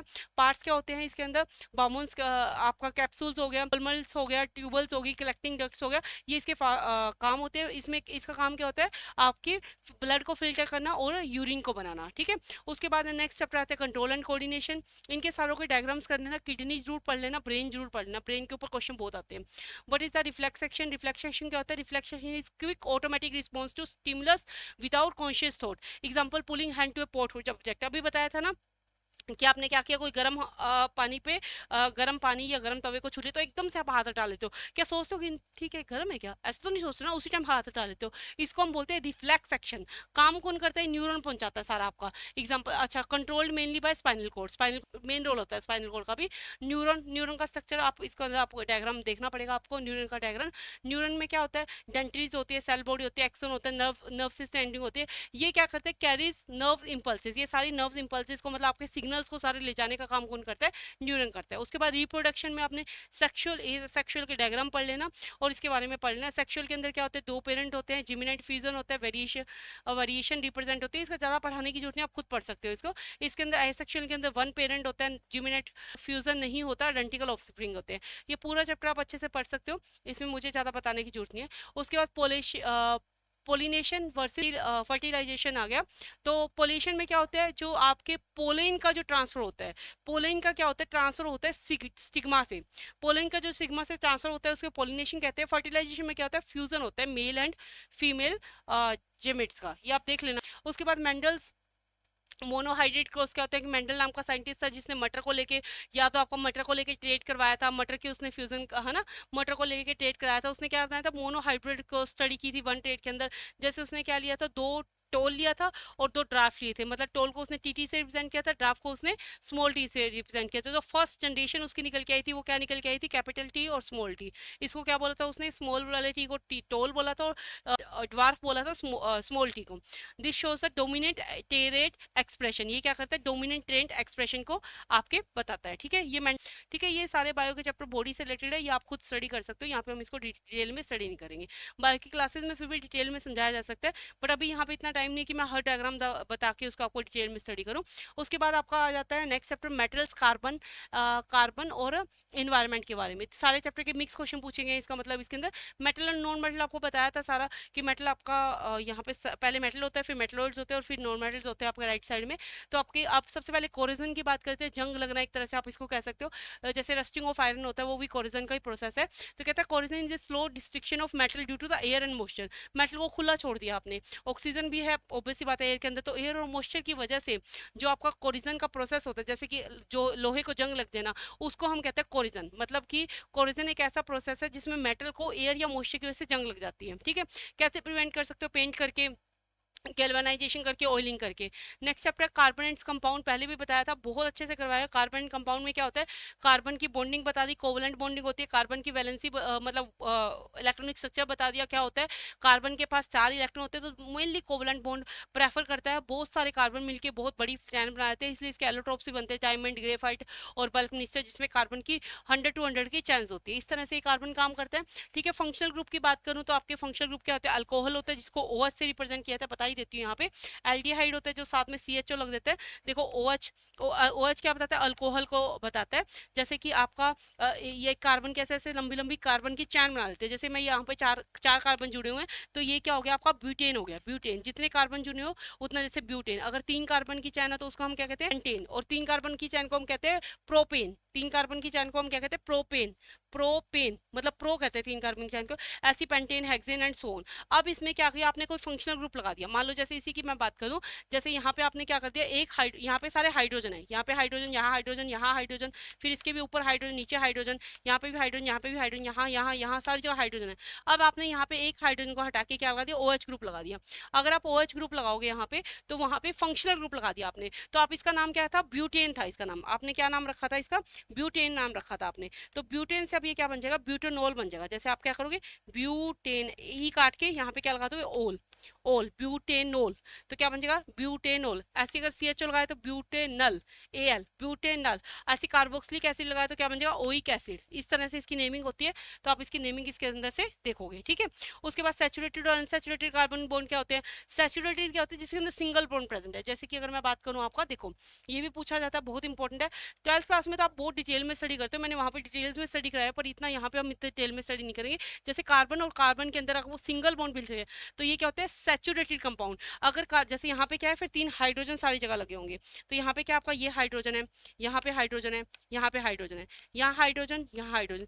मैम ये कैसे हाइड्रोजन लगा, कार्बन के 4 बॉन्ड बैलेंस करने, 1 2 3 4। इस कार्बन की बात करूँ तो 1 2, तो 2H लगा दिए, यहाँ पे 2 तो लगे हुए हैं, 2H मैंने लगा दिए। यहाँ पे इस कार्बन के पास एक ही बॉन्ड है, 1 2 3, तो यहाँ पे सारे क्या आ गया, H आ गया। ठीक है, अब अगर आप क्या कर रहे हो, अब आप क्या कर रहे हो, इनकी ना बॉन्डिंग को क्या कर रहे हो, अब आप डबल बॉन्ड कर दोगे, डबल बॉन्ड कर दोगे, डबल बॉन्ड कर दोगे तो उसको हम क्या बोलते हैं, अनसैचुरेटेड। उसमें क्या आता है, अल्कीन और अल्काइन, डबल बॉन्ड और ट्रिपल बॉन्ड यानी कि अनसैचुरेटेड। अब देखो सैचुरेटेड में क्या होगा, carbon carbon carbon single bond आ गया। अनसैचुरेटेड में क्या होगा, कार्बन कार्बन डबल बॉन्ड हो गया। तो यहाँ पे देखो, पहले अगर देखो मैं एक सिंपल सा केस लेती हूँ, बिल्कुल सिंपल केस। देखो अगर आपने क्या किया, ये कार्बन दो बनाए, तो ये क्या, एक एच यहाँ आ गया, एक एच ऊपर आ गया, एक नीचे, एक यहाँ, एक यहाँ, एक यहाँ, 6 कार्बन हो गए, 6 हाइड्रोजन हो गए। इसकी बात करूं तो ये कार्बन के पास 2 बॉन्ड ऑलरेडी ये रहे, तो यहाँ पे कितने एच आएंगे, एक एच ये आएगा, एक एच ये आएगा, तो 2 एच रहेंगे। यहाँ पे भी एक एच आएगा, यहाँ पे भी एक एच आएगा। सिमिलरली अगर आप ट्रिपल बॉन्ड कर दोगे तो यहाँ पे क्या आएगा, सिंगल एच आएगा, क्या आएगा, सिंगल एच आएगा। ठीक है, तो मतलब जितने बॉन्ड्स बढ़ते रहेंगे उतने एच कम होते जाएंगे।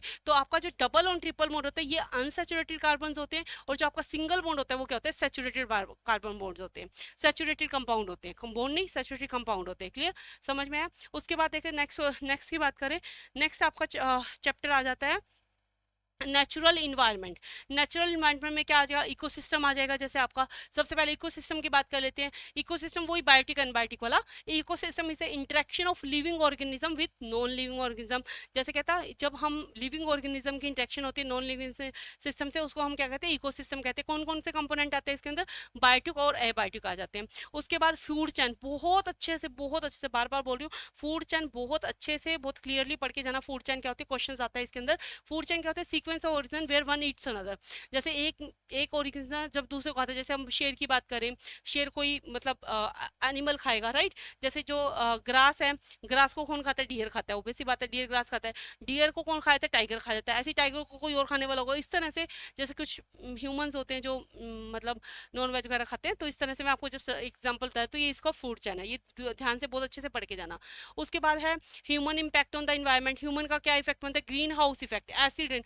Very very very important question, green house acid rain बहुत अच्छे से पढ़ के जाना। ग्रीन हाउस इफेक्ट क्या होता है, greenhouse effect is a warming of earth due to the gases like CO2 और ट्रैपिंग हीट। ठीक है। तो अब इसमें इफेक्ट क्या होता है, ग्लोबल वार्मिंग होती है, क्लाइमेट का इफेक्ट होता है, क्लाइमेट चेंज होता है, ये सारा का सारा किस पे इफेक्ट करता है, ग्रीन हाउस पे इफेक्ट करता है। तो चेंज ध्यान से याद करके आना। एसिड रेन क्या होती है, rain containing harmful acid form में SO2 NOx। ऐसी रेन जिसके अंदर क्या होता है, बहुत ज्यादा हार्मफुल एसिड होता है, जिससे बहुत ज्यादा नुकसान हो जाता है, मतलब स्किन वगैरह पे गिरे तो वो पूरी स्किन जल के खत्म हो जाती है, उसको हम क्या कहते हैं, एसिड रेन कहती है। तो इससे एसिड रेन से होगा क्या, अब हमारे ऊपर तो हम ऐसा तो रेन के अंदर करने नहीं जाएंगे, तो ये जो क्रॉप्स होती है वो आपकी क्या होती है, जो फसलें उगी है सारी खत्म हो जाएगी।